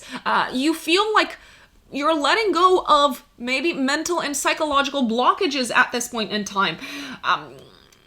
It's a very exciting time from a spiritual standpoint. You may also start engaging in a new kind of like spiritual practice and spiritual routine, something that really balances you out, something that really centers you, something that really makes you feel confident. And that does seem to be somehow also connected with these kind of like sweeping changes that you're experiencing in terms of worldviews until July of next year. And last but not least, on the 31st of July, we have a bit of a mixed day, also the day before, the day after. The sun is trining Jupiter and Aries in the 8th house, so you're really kind of like having a breakthrough moment psychologically. Also, it can be a day of good news connected with investments, good news connected with inheritance, good news connected with a mortgage or a loan, or maybe you kind of like waiting for a scholarship or a bursary, so money from other people. However, Mercury is opposing Saturn in Aquarius in your 6th house. Mercury is your chart ruler and also the ruler of your 10th house of career. So maybe in order to take advantage of this lump sum of money or of this investment or of this bursary, you have to give up on possibly your current job or on something that you engaged in on a day-to-day basis. Maybe you have to give up on some sort of like habit or working with a certain group of people. You may also be feeling a little bit physically drained and tired around this time and feeling like you're not necessarily making any specific progress connected with something work-wise, but sometimes you just gotta rest. You just need to rest, Virgos. Now, if you are a Libra sun or a Libra rising, my lovely Libras, what does July look like for you? Well, we've got a lot going on in your 10th house of career and your 11th house of long-term goals, plans, and dreams this month. On the 2nd of July, 3 days before, well, let's give it like not 3 days. Let's maybe give it a day before and the day after. Although some astrologers would argue that we do feel certain transits a little bit sooner. So 2nd of July, a day before, a day after, Mercury in your 9th house of foreign lands and foreign countries and academia is trining Saturn in Aquarius in your 5th house. This can be a time when you wrap something up or when you feel super productive mentally, intellectually, in connection with maybe a thesis or an exam or something that you've been putting a lot of effort into in terms of studying this topic. You may feel like you have finally mastered some sort of topic at an intellectual level that you have a very powerful affinity towards, but it also felt very hard for whatever reason to grasp. On the 2nd of July also, and again, it's active the day before and the day after, Mars in Aries in your 7th house is squaring Pluto and Capricorn in the 4th house. A few things could happen here. First of all, if you're in a relationship, there could be some very upsetting news that make their way to you. Very upsetting news may be connected with a partner or with a partner's parent, or maybe even with a partner's job. This could also be a time when you have like an open conflict, an open argument. You feel very triggered about something that maybe a partner does or says that reminds you of a repressed or a buried wound, or maybe even trauma from your childhood. If you do feel triggered, if you do feel angry, if you do feel upset, remember that maybe there's more to your anger than just what your partner did, or maybe a person in front of you did. You may also feel attacked on this day, especially on the 2nd of July, Libras, for something connected with your past, and maybe something that you have tried to move past, but for whatever reason, someone that you meet on this day, someone that feels like an open enemy, like an adversary, really kind of like brings up to the surface that old wound and trauma once again. So it's kind of like a mixed bag, the beginning of the month. On the 5th of July until the 20th of August, Mars moves into Taurus in your 8th house. This is a great time for sex, okay? Other than that, it is not a great time. I will put it out there.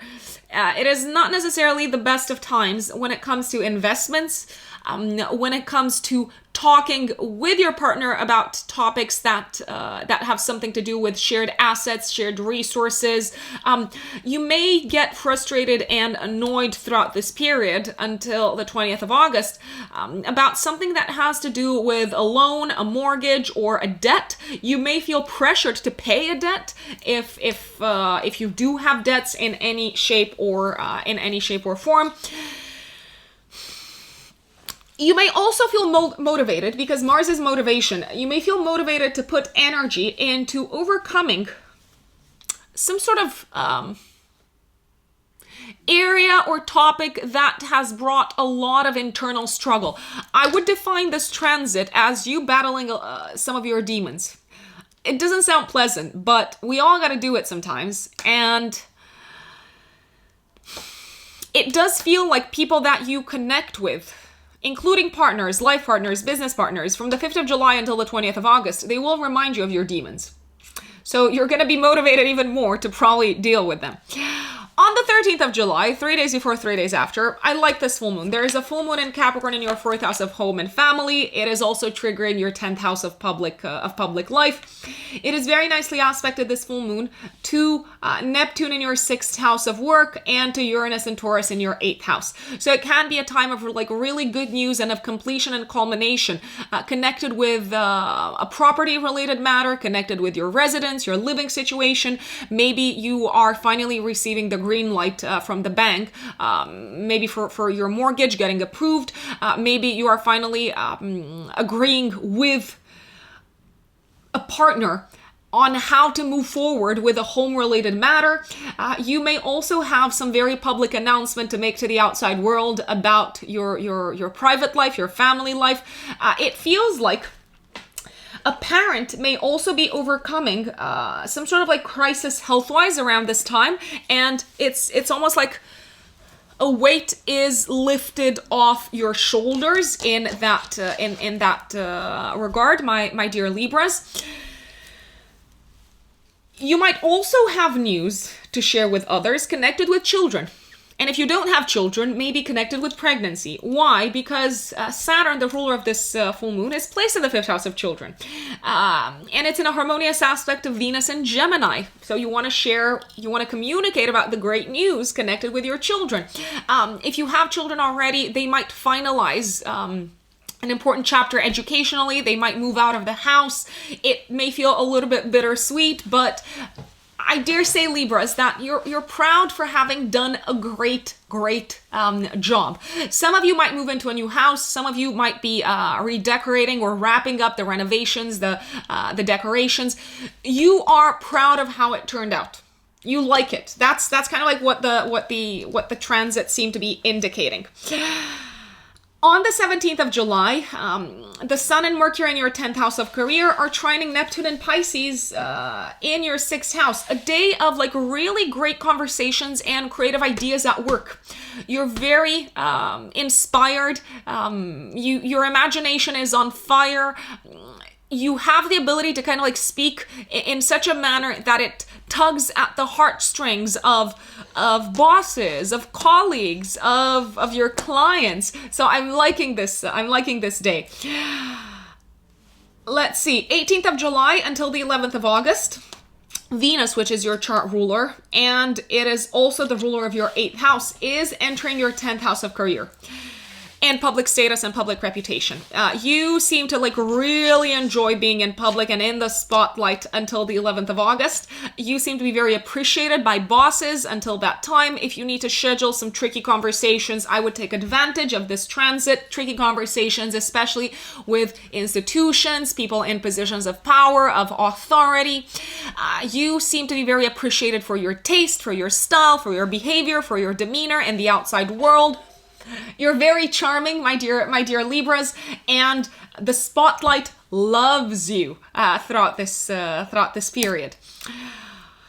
On the 20th of July, the Sun in Cancer in your 10th house opposes Pluto and Capricorn in the 4th house. You may find out some sort of like secret connected with a parent around this time, or something maybe that they tried to hide from you. You could also find out something that maybe a boss was hiding from you, not necessarily because they intended to or because they had something against you, but just because, I don't know, maybe they thought it was best to keep it from you. Let's see. 22nd of July for the next month, the Sun moves into Leo in your 11th house. So your focus, the big spotlight, is going to be placed on plans for the future, getting together with like-minded individuals, kind of like working together with a team. You're very creative within a wider group of people throughout this period, and it's also a great time to have fun with friends. On the 23rd of July, Mercury in your 11th house is trining Jupiter in Aries in the 7th house. By the way, Libras, until the end of July, until the 28th, Jupiter is direct in Aries in your 7th house. So if you want to meet someone, especially if you're single, or if you want to form partnerships, if you want to enter into some sort of like partnership or collaboration, take advantage of the time to do so until Jupiter goes retrograde. It may feel like things are moving slower after Jupiter is retrograde in this direction.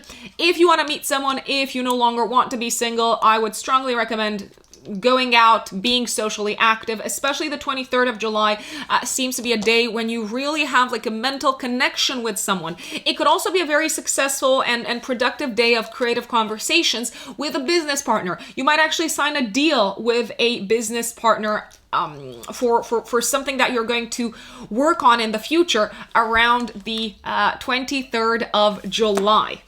On the 26th of July, Mercury in your 11th house is squaring Mars and Taurus in the 8th house. It does feel like you're having a bit of a verbal conflict, a disagreement with a friend on this day due to differing value systems. Also, this can be a time when you have a revelation about other people's values and how you moving forward want to deal with them differently, potentially. There could be also a sense of like fatedness or like fated news around this time connected with mortgages, inheritances, loans, and investments, potentially. On the 28th of July, 3 days before, 3 days after, we have a new moon in your 11th house in a harmonious aspect to Jupiter and Aries in the 7th house. Libras, Jupiter rules your 3rd house and your 6th house of communication. Your 3rd house of communication and your 6th house of day-to-day work. My apologies. This can be a time when you sign a deal, a very lucrative one, a very exciting one. You sign a deal with a partner, and it kind of like opens up an entire world of new possibilities for you work-wise. You may feel very excited to start learning from this partner. You may feel very excited to be part of this community that this partner is, potentially business partner, is introducing you to. It can also be a time when you're making an important new plan for the future, with your significant other, especially if you are in a relationship. If you're not in a relationship, this can be a time when it feels like you're very positive and very optimistic about what the future of your relationship sector looks like. 31st of July, Mercury in your 11th house is opposing Saturn in Aquarius in your 5th house. You may be feeling a little bit maybe misunderstood in what you enjoy doing and what you like and your passions and hobbies. You may feel a little bit misunderstood by some of your friends or by a specific group of people that you're a part of. However, this is also a really good day because the sun in your 11th house is trining Jupiter and Aries in the 7th house of partnerships and relationships. It is a day to have fun with friends. It is a day to go out. It is a day when, especially if you are with someone, you may really feel like, yes, this is it. This is what I want my relationship to look like in the future. But on the other hand, don't be surprised if some people kind of like cut you off or don't necessarily validate or acknowledge your views and your opinions, especially about a topic that you're super passionate about, my dear Libras. And that is July. My dear Scorpios, Scorpio suns and Scorpio risings, what does July look like for you? Well, there's a lot going on in your 9th house this month of long distance travel, of foreign lands, foreign countries, of worldviews, of belief systems, and also a lot going on in your 10th house of career, public status, and public reputation. Let's start with the very, very beginning. One of the most important days of July is the 2nd of July. Also the day before and the day after. It's a mixed bag, a mixed period.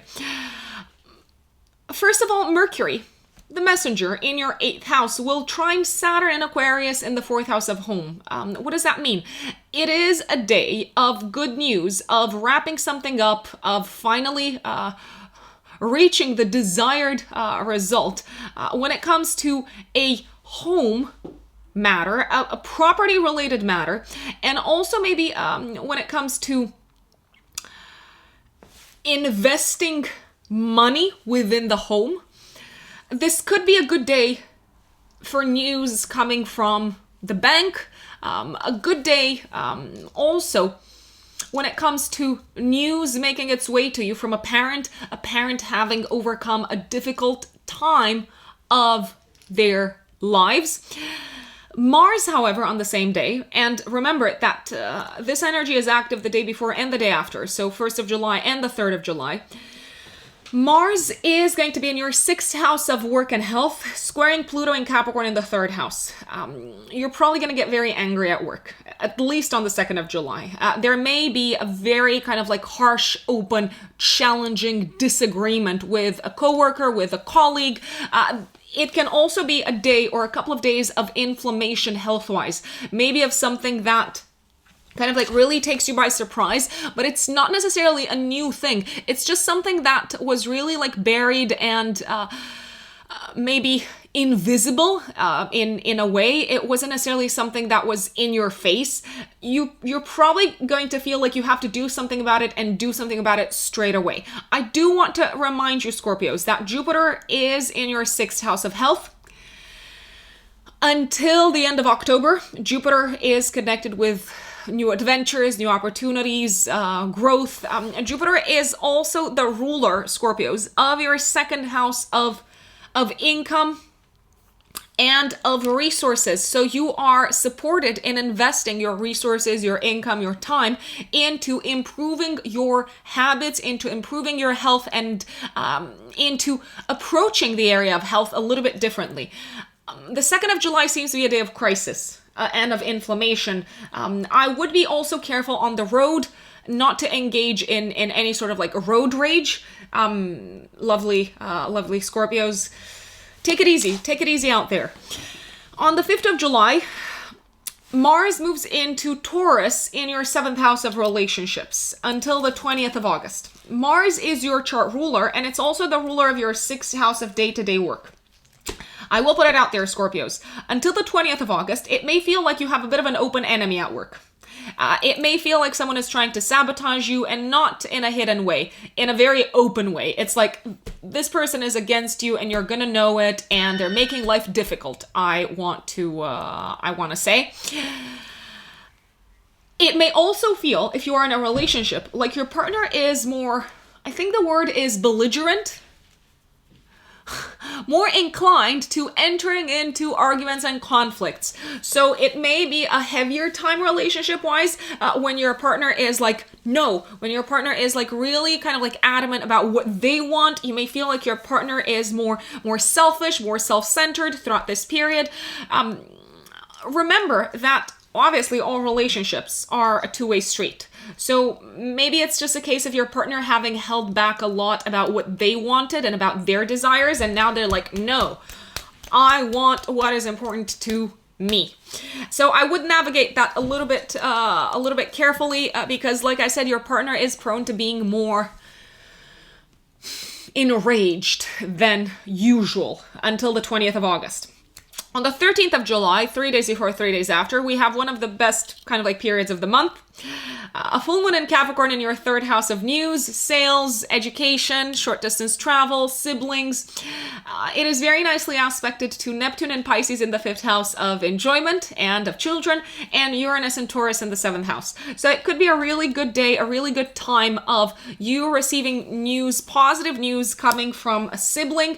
Maybe a sibling is completing an important chapter of their life. It could be a time when you wrap up some sort of like class or course and you wrap it up successfully, and you also receive in maybe a surprising kind of like manner for you, you receive some really great feedback, maybe from someone that wasn't necessarily super kind of like supportive of what you were doing, or wasn't necessarily super appreciative of your work.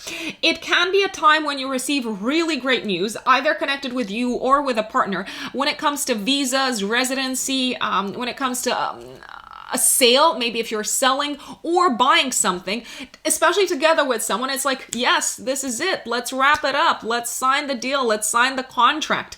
Your child, if you have children, could also be completing successfully something of an educational nature.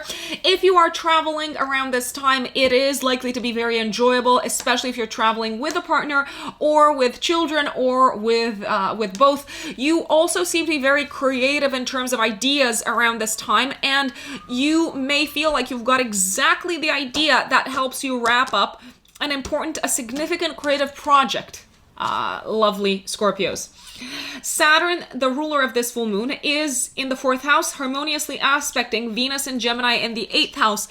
It feels like some maybe kind of like challenging conversations that you've had with family members, with a loved one, are kind of like helping you reach this point of maybe inspiration and this aha moment intellectually. It's like you're feeling illuminated.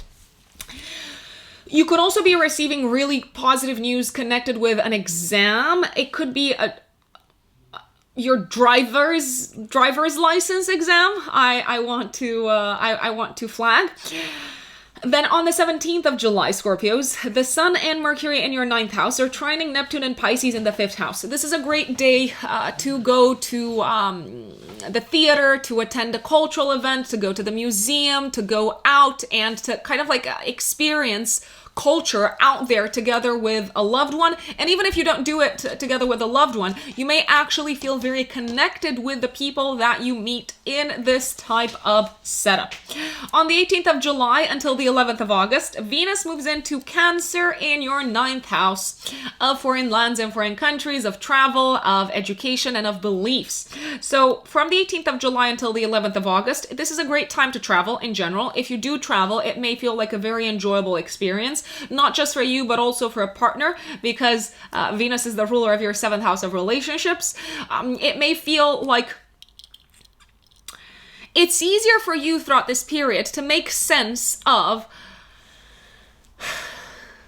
the meaning of life and the purpose of your existence somehow. I know that sounds very kind of like existential and woo-woo, but it does feel like that.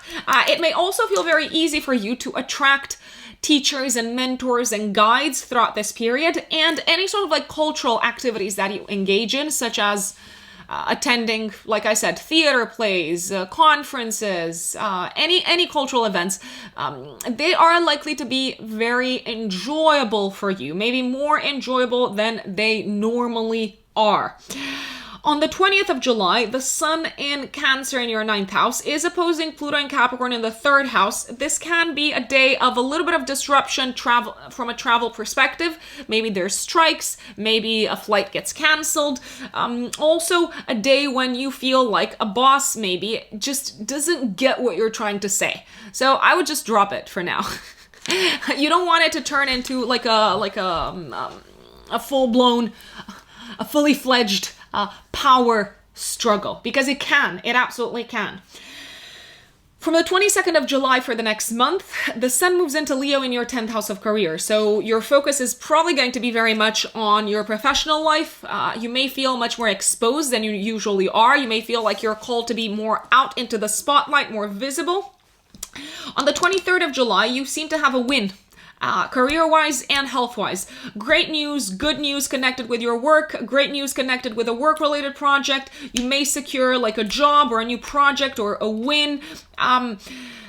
You do seem to have some fantastic ideas about your future career-wise on this day, and also the day before, the day after. I would present them to whoever you need to present them to. I would also act upon them. Remember to act in a new direction. Remember to take initiatives work-wise when Jupiter is in Aries in your 6th house. So that's actually active until the 28th of October, but I would really prioritize moving forward work-wise, maybe by starting to like study something new, by developing a new skill, by applying to a new job. I would move forward this month, because on the 20th of July, Jupiter goes retrograde, and it may feel like these kind of like new beginnings, this new adventure, this period of growth work-wise is slowing down. 26th of July, Mercury in your 10th house of career is squaring Mars in Taurus in the 7th house. You may have, once again, a very kind of like challenging interaction verbally with an adversary, an open enemy at work. Now, this open enemy may have the support of someone very high up. So careful how you deal with that. Uranus will conjunct the North Node in Taurus in the 7th house. This can be a day when you have like a fated encounter, maybe with someone that can become a long-term partner, either life-wise or business-wise. On the 20th of July, 3 days before, 3 days after, my dear Scorpios, you have a new moon in your 10th house of career. I like it. Why? Because it's in a harmonious aspect to Jupiter and Aries in the 6th house of day-to-day work. If you have been courageously pushing yourself forward career-wise, if you have been applying to new jobs, if you have been demanding, I don't know, like a raise, if you have been thinking of making a lateral move or a move up the ladder, it's a great time for you. You're receiving that kind of like spark to push you forward, that maybe like extra help from the universe that says you're entering a new chapter career-wise. This is your time to shine. You could be receiving literally a new role, a new position. You could be receiving a promotion around this time. You could also engage in a new chapter altogether professionally by maybe stepping into a new industry or in a direction, in a field that feels very new, but that is filled with opportunities for you to grow in the long run, my dear Scorpios. Have courage. That's my take on this. On the 31st of July, also the day before, the day after, the Sun is going to trine Jupiter in Aries in the 6th house. You're feeling very confident. You're feeling very excited. You're feeling like, yes, this is where you're supposed to be career-wise. So you're kind of like going with that sort of like wave of energy and optimism and enthusiasm career-wise. However, Mercury in your 10th house of career is opposing Saturn and Aquarius in the 4th house. You might be thinking, how am I going to manage these new kind of like responsibilities, duties, this new position professionally, and also pay attention and fulfill my duties towards my family and maybe also towards a parent. There's a sense of like, of contraction and restriction at home. maybe also connected with your home and family life. You could be thinking, okay, I am in this new kind of like exciting chapter career-wise, but does this require me to spend more time away from my family? Possibly, potentially. You could also be having a bit of a bittersweet moment, because on the one hand, you have this kind of like major win career-wise, but on the other hand, there seems to be a sense of heaviness and burden happening at home and in private, my dear Scorpios. So, just like in life, I wanna say. My dear Sagittarius, Sagittarius suns and Sagittarius risings. What does July look like for you? There's going to be a lot of energy concentrated this month, Sagittarius, in your 8th house and in your 9th house, especially for Sagittarius risings. The 8th house is the house of shared resources. It is the house of secrets, of psychological transformation. And the 9th house is the house of long distance travel, academia, higher education, and beliefs. So the month kicks off with a very important set of events. On the 2nd of July, you may feel these celestial events also on the 1st and on the 3rd of July. On the 2nd of July, Mercury in your 7th house of relationships is harmoniously aspecting Saturn in Aquarius in the 3rd house of communication. It feels like you are reaching some sort of agreement, some sort of deal with a partner. Maybe something that you've worked very hard for. Maybe something that took a long time to bring to fruition. It feels like a very, very productive day of intellectual efforts in collaboration with, I want to say, a business partner, but it could also be a day when you come together with your life partner and you rack your brains and you figure out some solutions for important matters in your life. It could also be a day when you purchase something major, something important together with a partner. On the same day, on the 2nd of July, but again, remember that this energy is active also the day before and the day after, Mars in Aries in your 5th house is squaring Pluto in Capricorn in the 2nd house. This can be a day of unexpected expenses and frustration, especially expenses connected with a child if you have children. It could also be a day when one of your hobbies and passions costs you more than you thought it would. It is not a day for gambling. It is not a day for you to kind of like feel lucky and throw money out the window. It can also be a day when you feel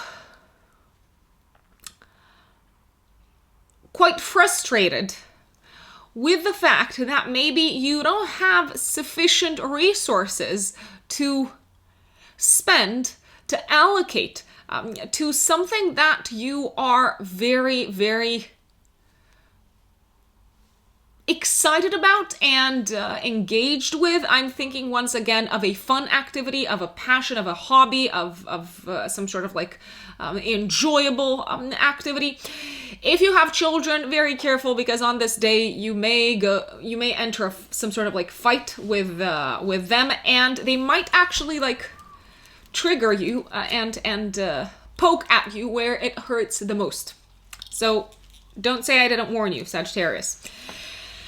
On the 5th of July, until the 20th of August, Mars moves into Taurus in your 6th house of health and day-to-day work. It is going to be a very, very busy period, Sagittarius, work-wise.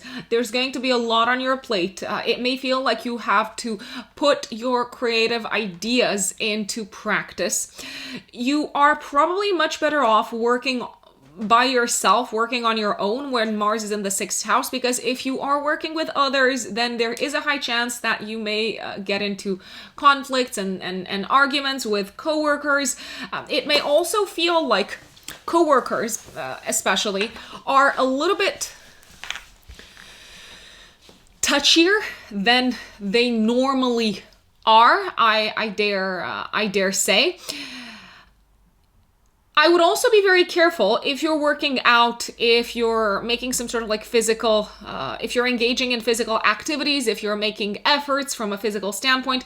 I would be careful not to hurt yourself not to overdo it, not to exhaust yourself. So that's active. I repeat, that energy is active until the 20th of August.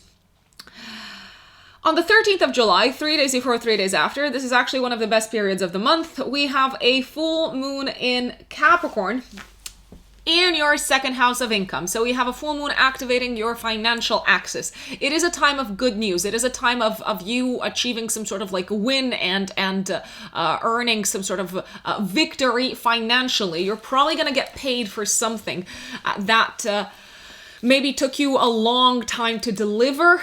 It could be a time of fruition, of things coming to fruition, of culmination, of things peaking financially.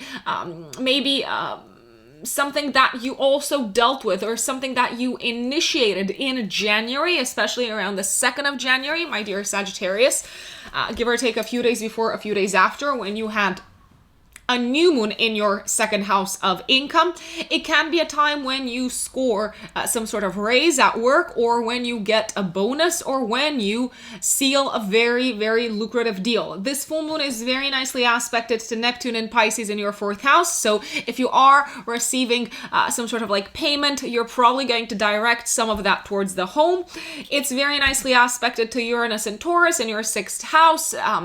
This money might also go towards something of a health-related nature, of a medical nature, or something connected with your health, wellness, and well-being. On the 17th of July, the Sun and Mercury in Cancer in your 8th house are trining Neptune in Pisces in your 4th house of home. It feels like you're maybe healing from something connected with your past, connected with your roots, connected with maybe a family member, maybe together with a family member, you are overcoming some sort of crisis.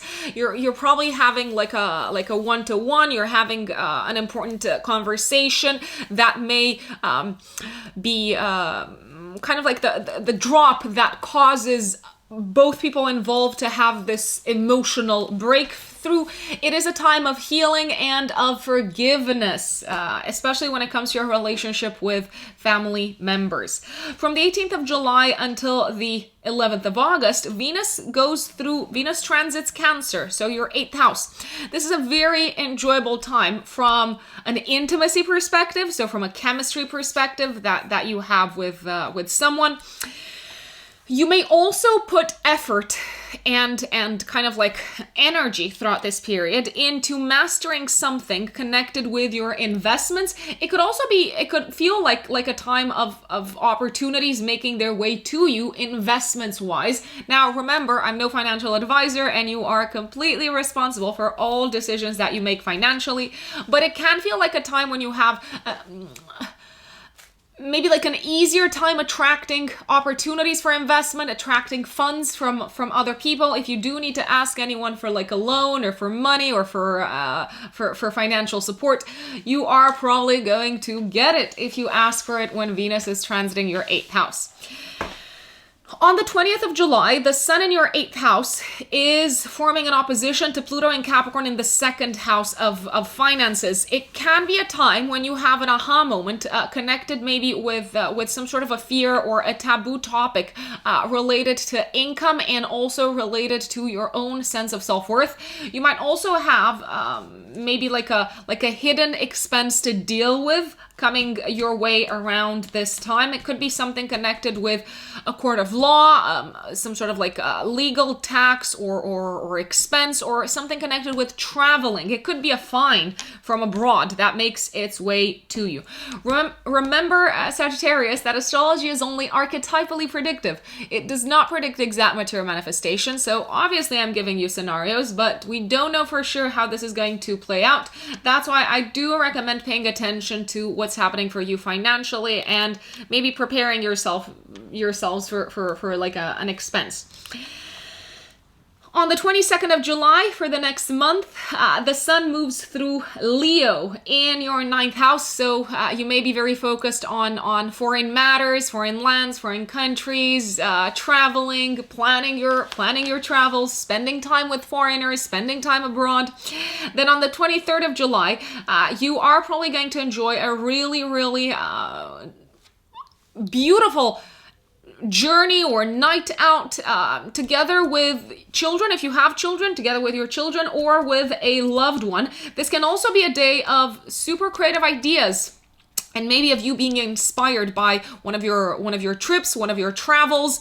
Maybe also you being inspired by something that you see, that you notice in a cultural environment, such as by you, I don't know, learning about a different culture or attending a night out at an art gallery or something like that.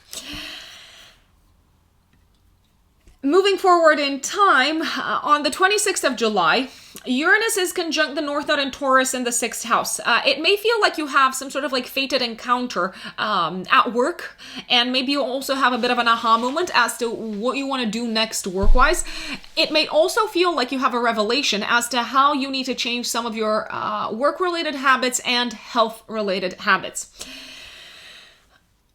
On the same day, on the 26th of July, but I would also pay attention to the day before, the day after.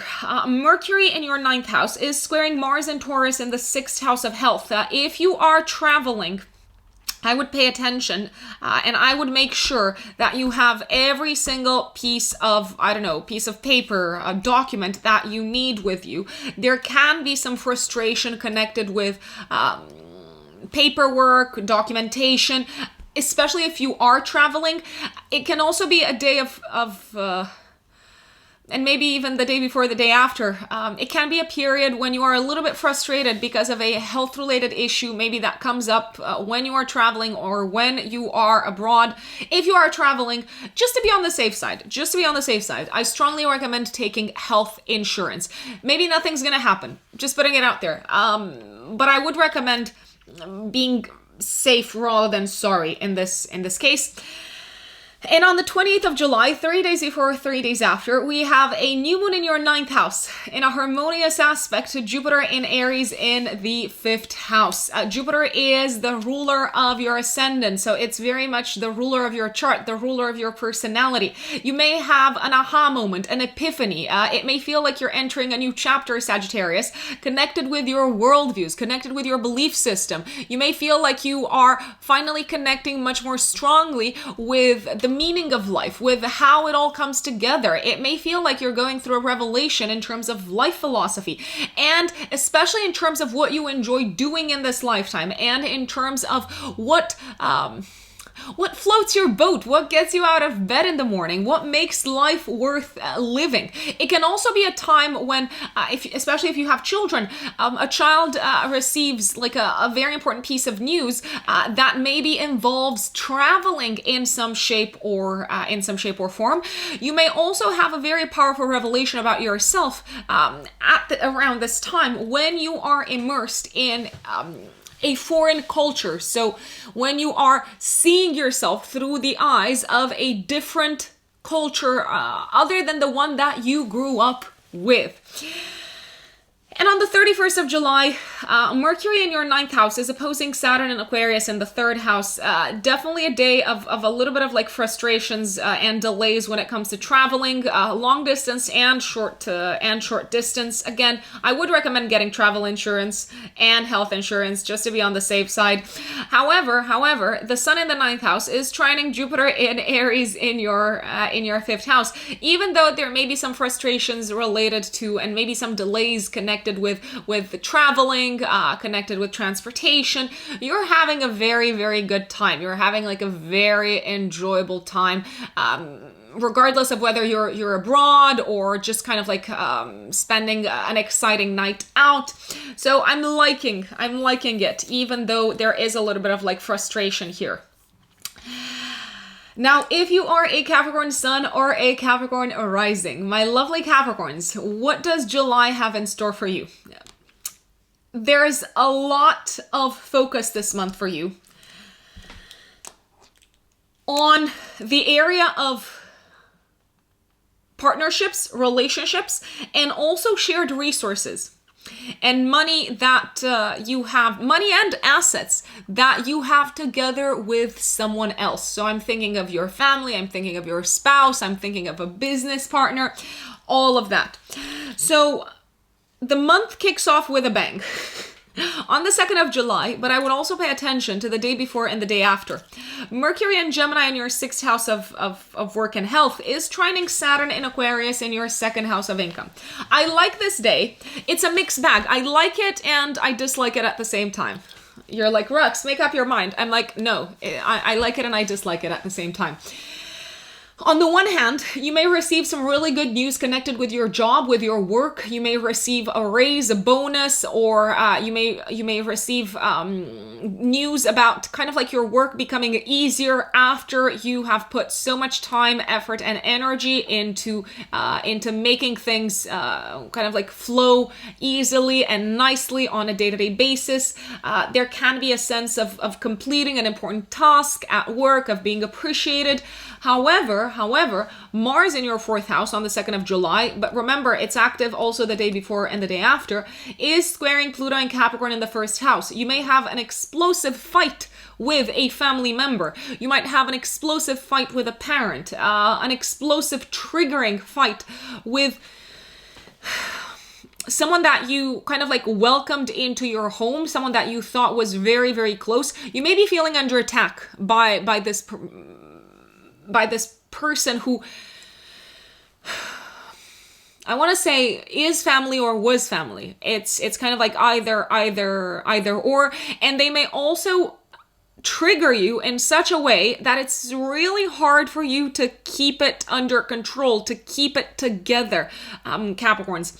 Now remember that you've got Jupiter until the end of October transiting your 4th house of home. Jupiter is about doing things in a new way, doing things differently, broadening your horizons, growing, expanding, exploring a different, let's call it a different facet. And Jupiter for you Capricorns rules your 12th house and your 3rd house. So if you're feeling attacked by a family member, try talking to them differently. And when I say differently, I also mean reasserting your boundaries in a stronger manner if it calls for it, if the situation calls for it. On the 5th of July until the 20th of August, Mars moves into Taurus in your 5th house. So the situation at home is kind of like becoming less tense. You're going to be putting a lot of energy and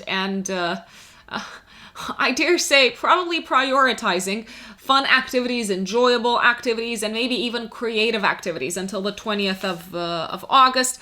Mars for you also rules your 11th house, so you could be thinking a lot about what you want your creative projects to look like in the future. You could be feeling like you're letting off a lot of steam by dedicating yourself to your creative goals and also to topics that have something to do with children and with your creative self-expression and also with your enjoyment and entertainment in this lifetime, Capricorns. Now, on the 13th of July, by the way, this is one of my favorite times of the month, 3 days before, 3 days after, you have a full moon in your 1st house of identity, and it's also activating your 7th house of relationships. You are reaching a point of culmination on a personal level. You may be letting go of an existing partnership. If you are in a relationship and you want to move forward with it, it may feel like you are leaving behind an old part of yourself in order to move forward with the relationship, but you're doing this gladly. You may also feel relieved to wrap something up in the area of partnerships. You could be selling something around this time together with a partner. It may feel like you have found the right consultant for you around this time, so you may seal the deal with like an attorney or like a therapist or an advisor or a strategist. I'm liking this full moon because it's also nicely aspected to Uranus and Taurus in the 5th house. So this could also be a time, especially if you're single, when you feel very much in love and very much like you've got this undeniable attraction towards someone. If you are already with someone, it can be a time when you remind each other of how much love you've got for each other. And it can happen in a very kind of like surprising and unexpected way. It can also feel like together with a business partner, you're finalizing something that makes you feel much more worthy and valuable in your own eyes. So one of my absolute favorite times of the month, Capricorns. On the 17th of July, the Sun and Mercury in Cancer is trining Neptune and Pisces in the 3rd house. So you're having some very kind of like heartfelt conversations with a partner, be it a business partner, be it a life partner. You feel understood. You may also be having some really helpful and soothing, emotionally healing conversations and interactions with an advisor, a therapist, a strategist. You're feeling much more appreciative towards yourself, I want to say, and you're also feeling like you really click with someone. If you need to present anything to anyone, if you need to persuade someone, I would utilize my emotional intelligence around the 17th of July, maybe even the day before, the day after, because it does seem to work very, very, very beautifully. Now, on the 18th of July until the 11th of August, Venus moves through Cancer in your 7th house. This is a great time to work in a partnership for something that has to do with your long-term career goals, to work together in a partnership with someone that you feel comfortable with. You may find it a lot easier to attract in your life throughout this period partners that allow you to take the lead, especially professionally, in the area of relationships, of personal relationships. This is a very enjoyable time, regardless of whether you're single or in a relationship. If you are single, I'd say go out there and date, because Venus makes it easier for you to attract someone. If you are in a long-term relationship, then it may feel like your partner is much more willing to share, to compromise, to meet you halfway, and they're just very loving towards you. It can feel like a really romantic time. Now, on the 20th of July, the Sun in your 7th house is opposing Pluto and Capricorn in the 1st house.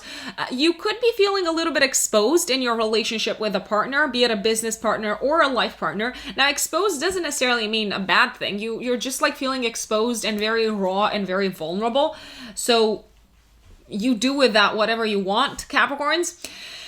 Then from the 22nd of July for the next month, the Sun moves into Leo in your 8th house of shared resources. So it may feel like your attention is being called to intimacy, how you share your resources with others, other people's resources, and how you can kind of like deal with them better in your own life, and other people's values and their value system as opposed to your value system.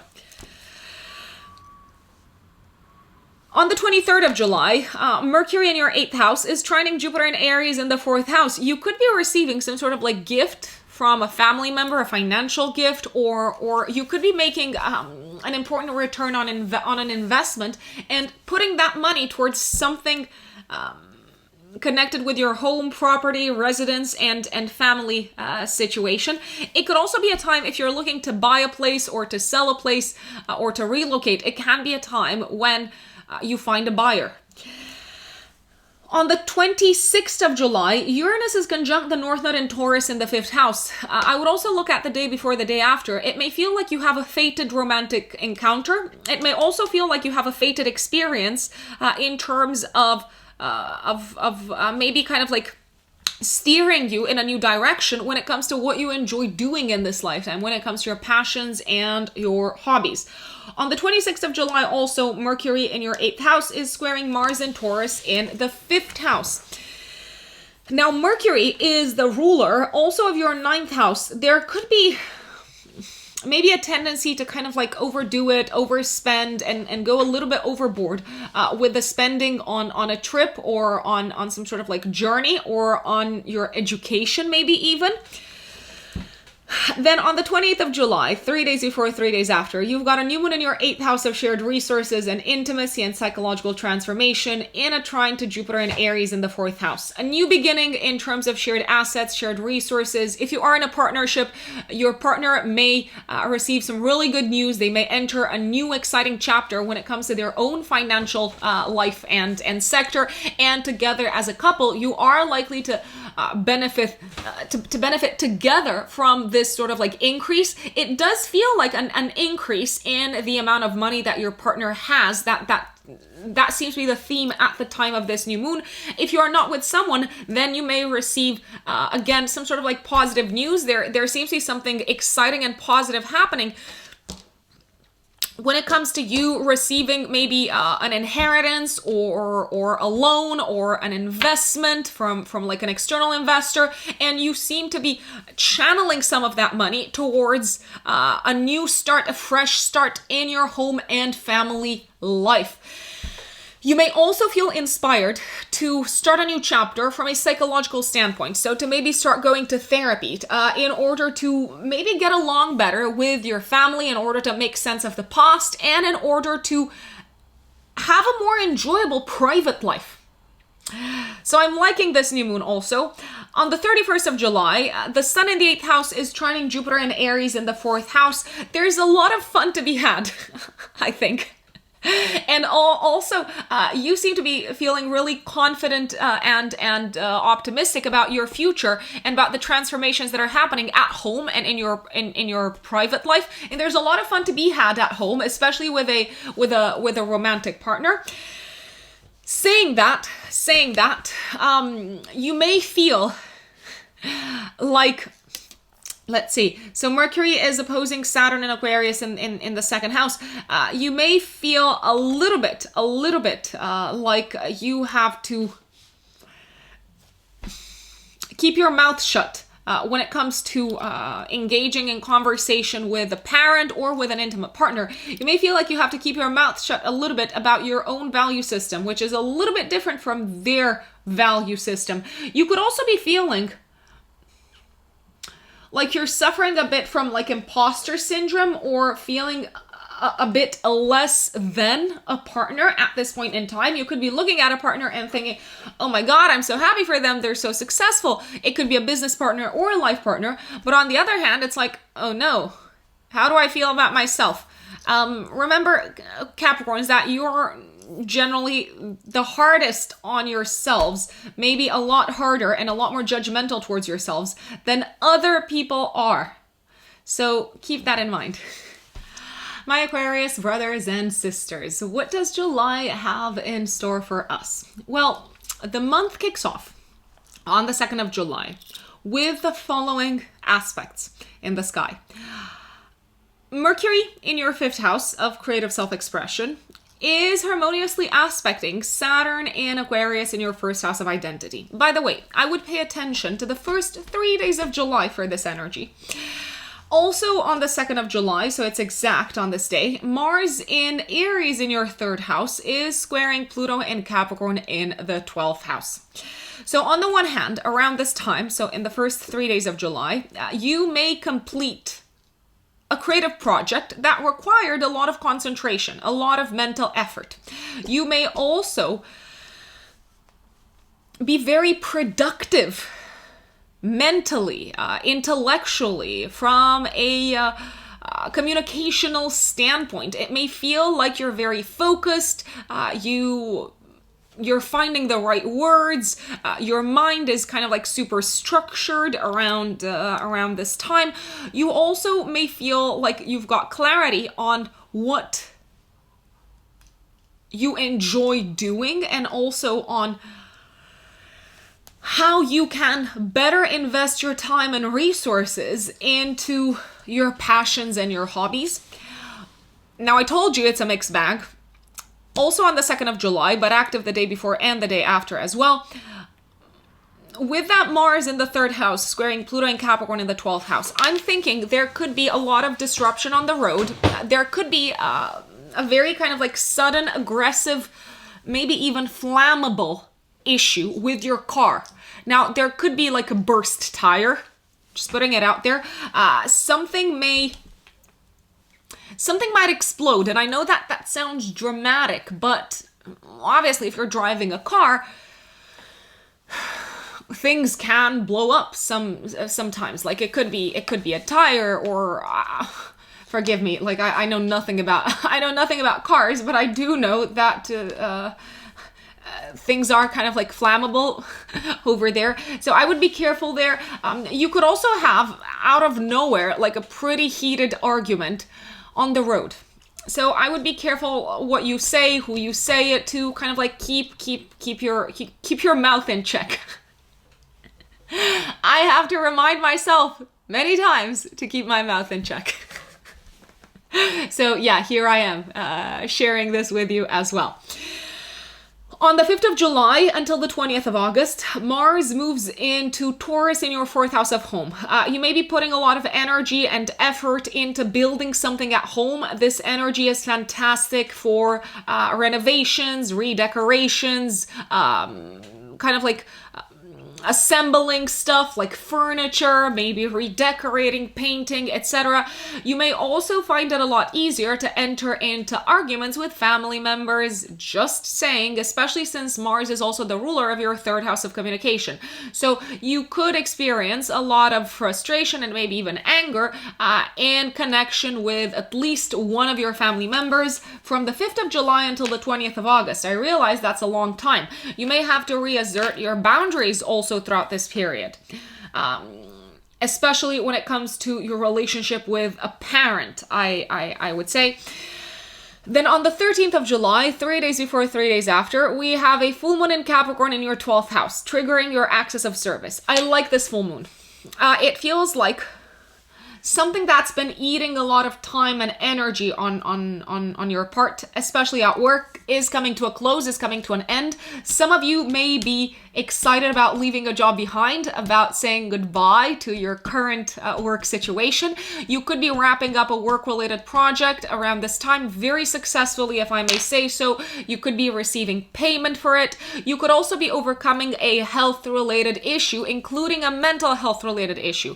Have a think about what you were dealing with mentally, mental health-wise, especially in January, because things are coming to a close, things are coming to a culminating point around the 13th of July. I also like the fact that Saturn, the ruler of the full moon, is forming an exact trine to Venus and Gemini in your 5th house. So you are much more gentle to yourself around this time. You are much more accepting and appreciative of how far you've come in terms of your own personal journey, and you are also much clearer on what you need to leave behind in order to build yourself up into the person that you want to be moving forward, Aquarius.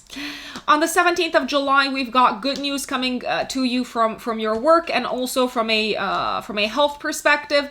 There's news of healing, there's news of things flowing smoothly health-wise. The 17th of July is a day of also great collaboration with team members and with coworkers on creative matters. You can feel very inspired and very much in touch with your intuition and your imagination at work. On the 18th of July until the 11th of August, Venus enters Cancer in your 6th house of day-to-day work and health. Venus is the ruler also of your 9th house, so you may travel pretty much from the 18th of July until the 11th of August. You may travel for work purposes. If you do travel for work-related purposes, you're probably going to like it as well. If you do have to work with people from a foreign land or a foreign country or from a different cultural background, again, it feels like the collaboration is quite smooth. It feels like things are flowing quite easily. It's a period of time when you seem to really enjoy what you do on a day-to-day basis at work. You may also feel inspired to maybe make some adjustments when it comes to your day-to-day habits, your daily schedule, to make some adjustments that are conducive to more peace and harmony and well-being. On the 20th of July, the Sun in Cancer in your 6th house is opposing Pluto in Capricorn in the 12th house. A partner, if you are in a relationship, may have an issue, like a scare or something coming at them out of nowhere at work, or there could be some upsetting news connected with a partner's health. You may also deal with a sense of exhaustion, I want to say, health-wise. It could feel like something that was buried is coming to the surface health-wise and is kind of like messing up a little bit your day-to-day routine on this particular day, so on the 20th of July. Then on the 22nd of July, the sun moves into Leo in your 7th house of relationships for the next month. So it may feel like relationships are front and center for you for the entire duration of the month. You're very focused on your partner's needs. It may feel like the spotlight is being placed on others. You may also feel inspired to connect with others more than you normally are. Then if we move forward in time, on the 23rd of July, we've got some good news making their way to you, coming from the partner's side. Good news connected with their education, with a deal, with maybe a sale or a purchase. If you are selling something, then you are likely to find a buyer around this time. If you want to purchase something, then you can purchase something around this time at a really, really good price. So don't be afraid to haggle a little bit. Don't be afraid to negotiate a little bit. You can also have like a super engaging conversation and maybe date with a romantic partner. Now, if you're single, then it is a great time for going out and dating around the 23rd of July, maybe also the day before and the day after. On the 26th of July, there can be something kind of like unexpected that seems to happen in your home and family life that may change for the long run your relationship with a parent, or may play a very kind of like fated role in terms of where you go next, home and living situation wise. It may also feel like you can no longer move forward with your current living situation because your partner is opposing it, or someone who you're in a relationship with or who you would like to be in a relationship with is kind of like saying, nah, this is not going to work. So just putting it out there. And on the 20th of July, 3 days before, 3 days after, we have a new moon in Leo in your 7th house of relationships in a harmonious aspect to Jupiter in Aries in the 3rd house. A lot of Aquarians out there, especially single Aquarians, may enter into a committed relationship around this time. Now, if you don't straight away enter a committed relationship, you can meet someone around this time who is very likely to become a long-term committed partner. It can also be a time when you form some sort of business partnership, and it feels like it's opening up the door for you to develop your skill set further.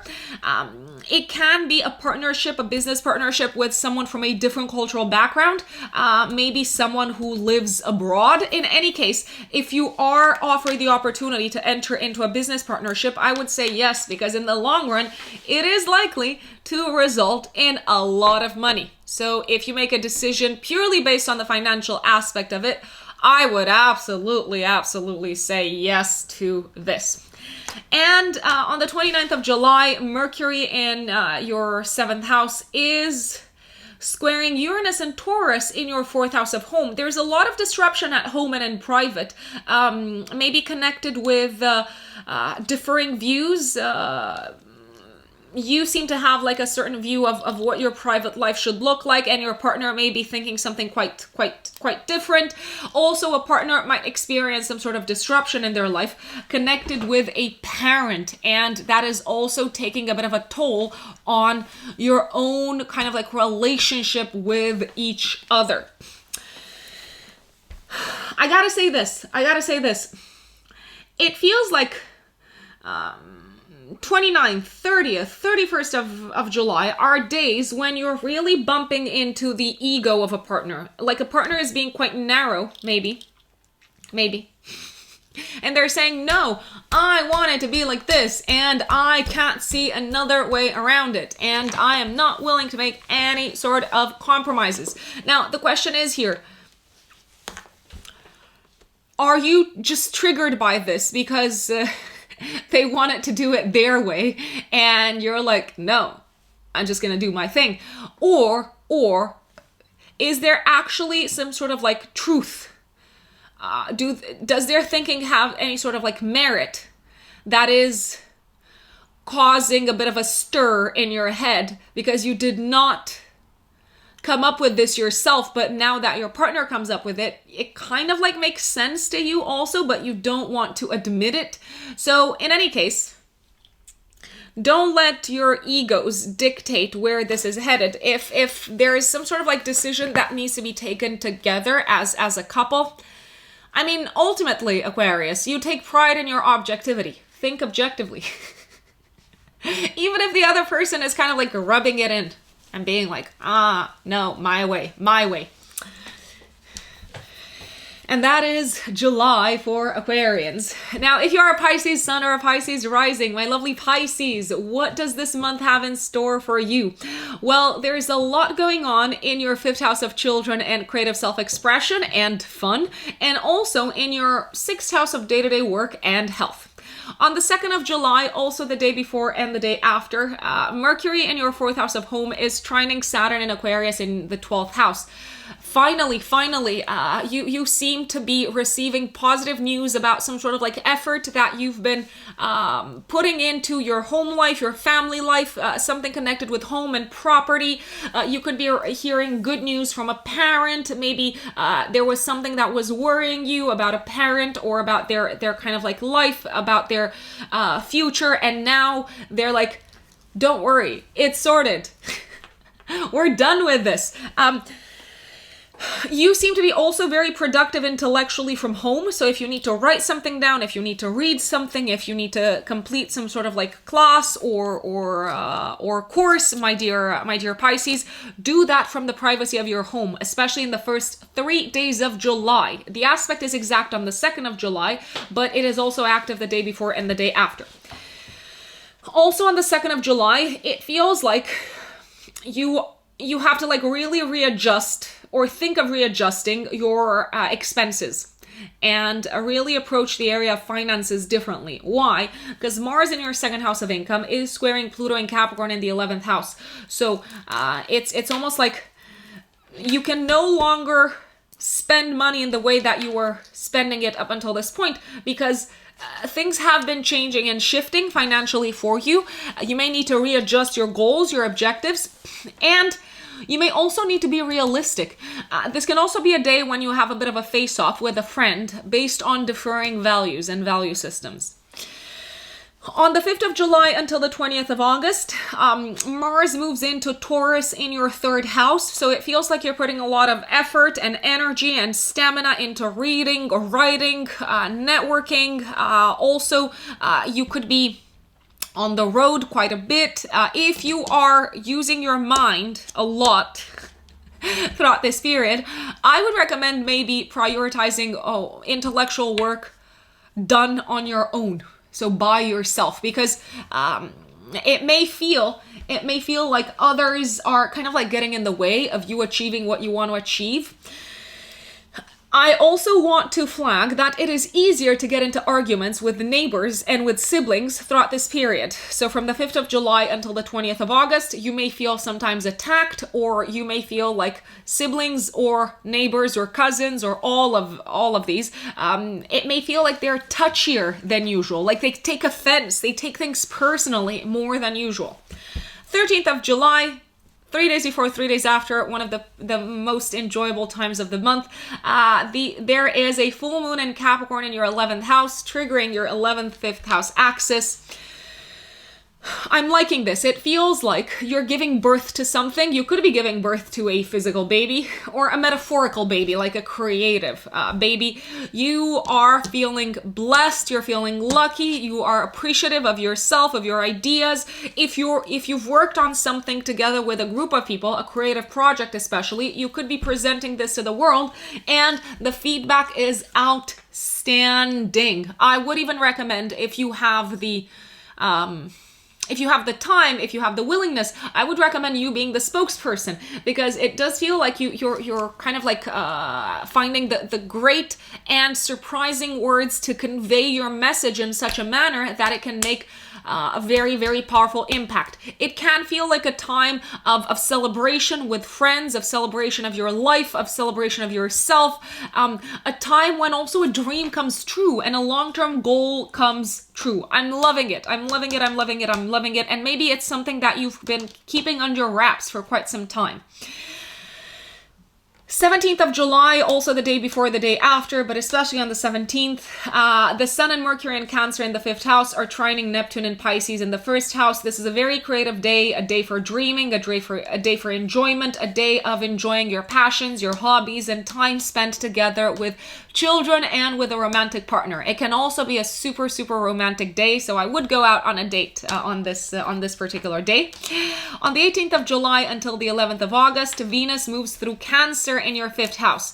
This is party season and the season for you to enjoy everything that you love doing. So everything that brings you a sense of like comfort, nourishment, and fulfillment. Venus is also the ruler of your 3rd house, so you could be thinking a lot more about what brings you joy in your life. It feels like it's easier to attract love throughout this period. So especially if you're single, do take advantage of this entire period until the 11th of August, my dear Pisces. Also, a feeling of fulfillment, a lot of joy seems to be making its way to you throughout this period if you have children, because the 5th house is also the house of children. 20th of July, there could be some sort of, I want to say, secret that comes to the surface connected with one of your friends, or if you have children connected with one of your children, they may reveal something to you that kind of like catches you a little bit off guard. Then from the 22nd of July for the next month, the Sun moves into Leo in your 6th house. So it feels like you've got a lot on your plate in terms of day-to-day work. You're busy. Your focus is on kind of like your daily habits, your daily routines. You're maybe entering into a new routine. Especially you may start getting into a new routine around the 28th of July, 3 days before, 3 days after, when you have a new moon in your 6th house of routines. So maybe you're kind of like instituting new habits around this time. You're inspired to do things differently, health-wise, to take better care of yourself. So I'm liking it. On the 23rd of July, Mercury in your 6th house is trining Jupiter and Aries in the 2nd house. Great news from work. Maybe you're receiving that job that you've applied for. Maybe you are receiving the green light from a client saying, yes, do this. Yes, I want to work with you. Yes, let's go for this. I love this idea. You seem to be super creative work-wise. On the 26th of July, you may be having like what feels like a fated encounter, or you may be bumping into an idea that really kind of like challenges your current worldviews and your current way of kind of like interpreting reality, and also how you currently talk and express yourself, my lovely Pisces. The 26th of July is an interesting day also because Mercury is squaring Mars in your 3rd house. You could be having a conflict or like an open argument with a colleague, a coworker, or a client. Careful, because I don't think that they're gonna budge. I mean, it does feel like a big ego clash here. They could be doing things differently. You could be doing things differently. Maybe there's something here that you need to learn about communicating with those who you don't necessarily agree with, who you don't necessarily see eye to eye with. This can also be a very inflammatory day. I want to say from a health-related perspective. There could be a sense of like blockage or inflammation, or you thinking about the worst in terms of like health. Maybe there's a sense of like, oh no, this is so frustrating. I thought I was done with this. Just putting it out there. I love the 28th of July, 3 days before, 3 days after, because you could be starting a new job, you could be starting a new health regimen, and you seem to really feel inspired to put in the time, money, energy, and effort. This could be a time when if you start a new job, you are also starting to learn a new skill, something that will increase your sense of self-worth and confidence, and the ability to monetize your skills better over time. I would say yes to a new job. I would say yes to maybe joining a new team. I would say yes to also starting to develop your skill set in a new direction, even though you feel like a novice. You've got the confidence, you've got the inspiration, you've got the courage, you've got the boldness, and you can monetize it quite quickly. So I don't know why you would not say yes to this. The last 3 days, 29th of July, 30th and 31st, maybe a little bit trickier in terms of communication, especially with coworkers, and maybe trickier in terms of handing over something to a coworker, saying goodbye to a current team. You could be feeling like, especially on the 31st of July, maybe like someone is disappointed because you're leaving, and maybe even saying quite harsh things, or you could be feeling like they only think about themselves, not necessarily about what you're going through. Saying that, on the 31st of July, the sun in your 6th house is trining Jupiter and Aries in the 2nd house. Wherever you're going work-wise, and whatever you're planning to do next, whatever new beginning you're embarking upon, that new beginning is very prominent, especially around the 28th of July.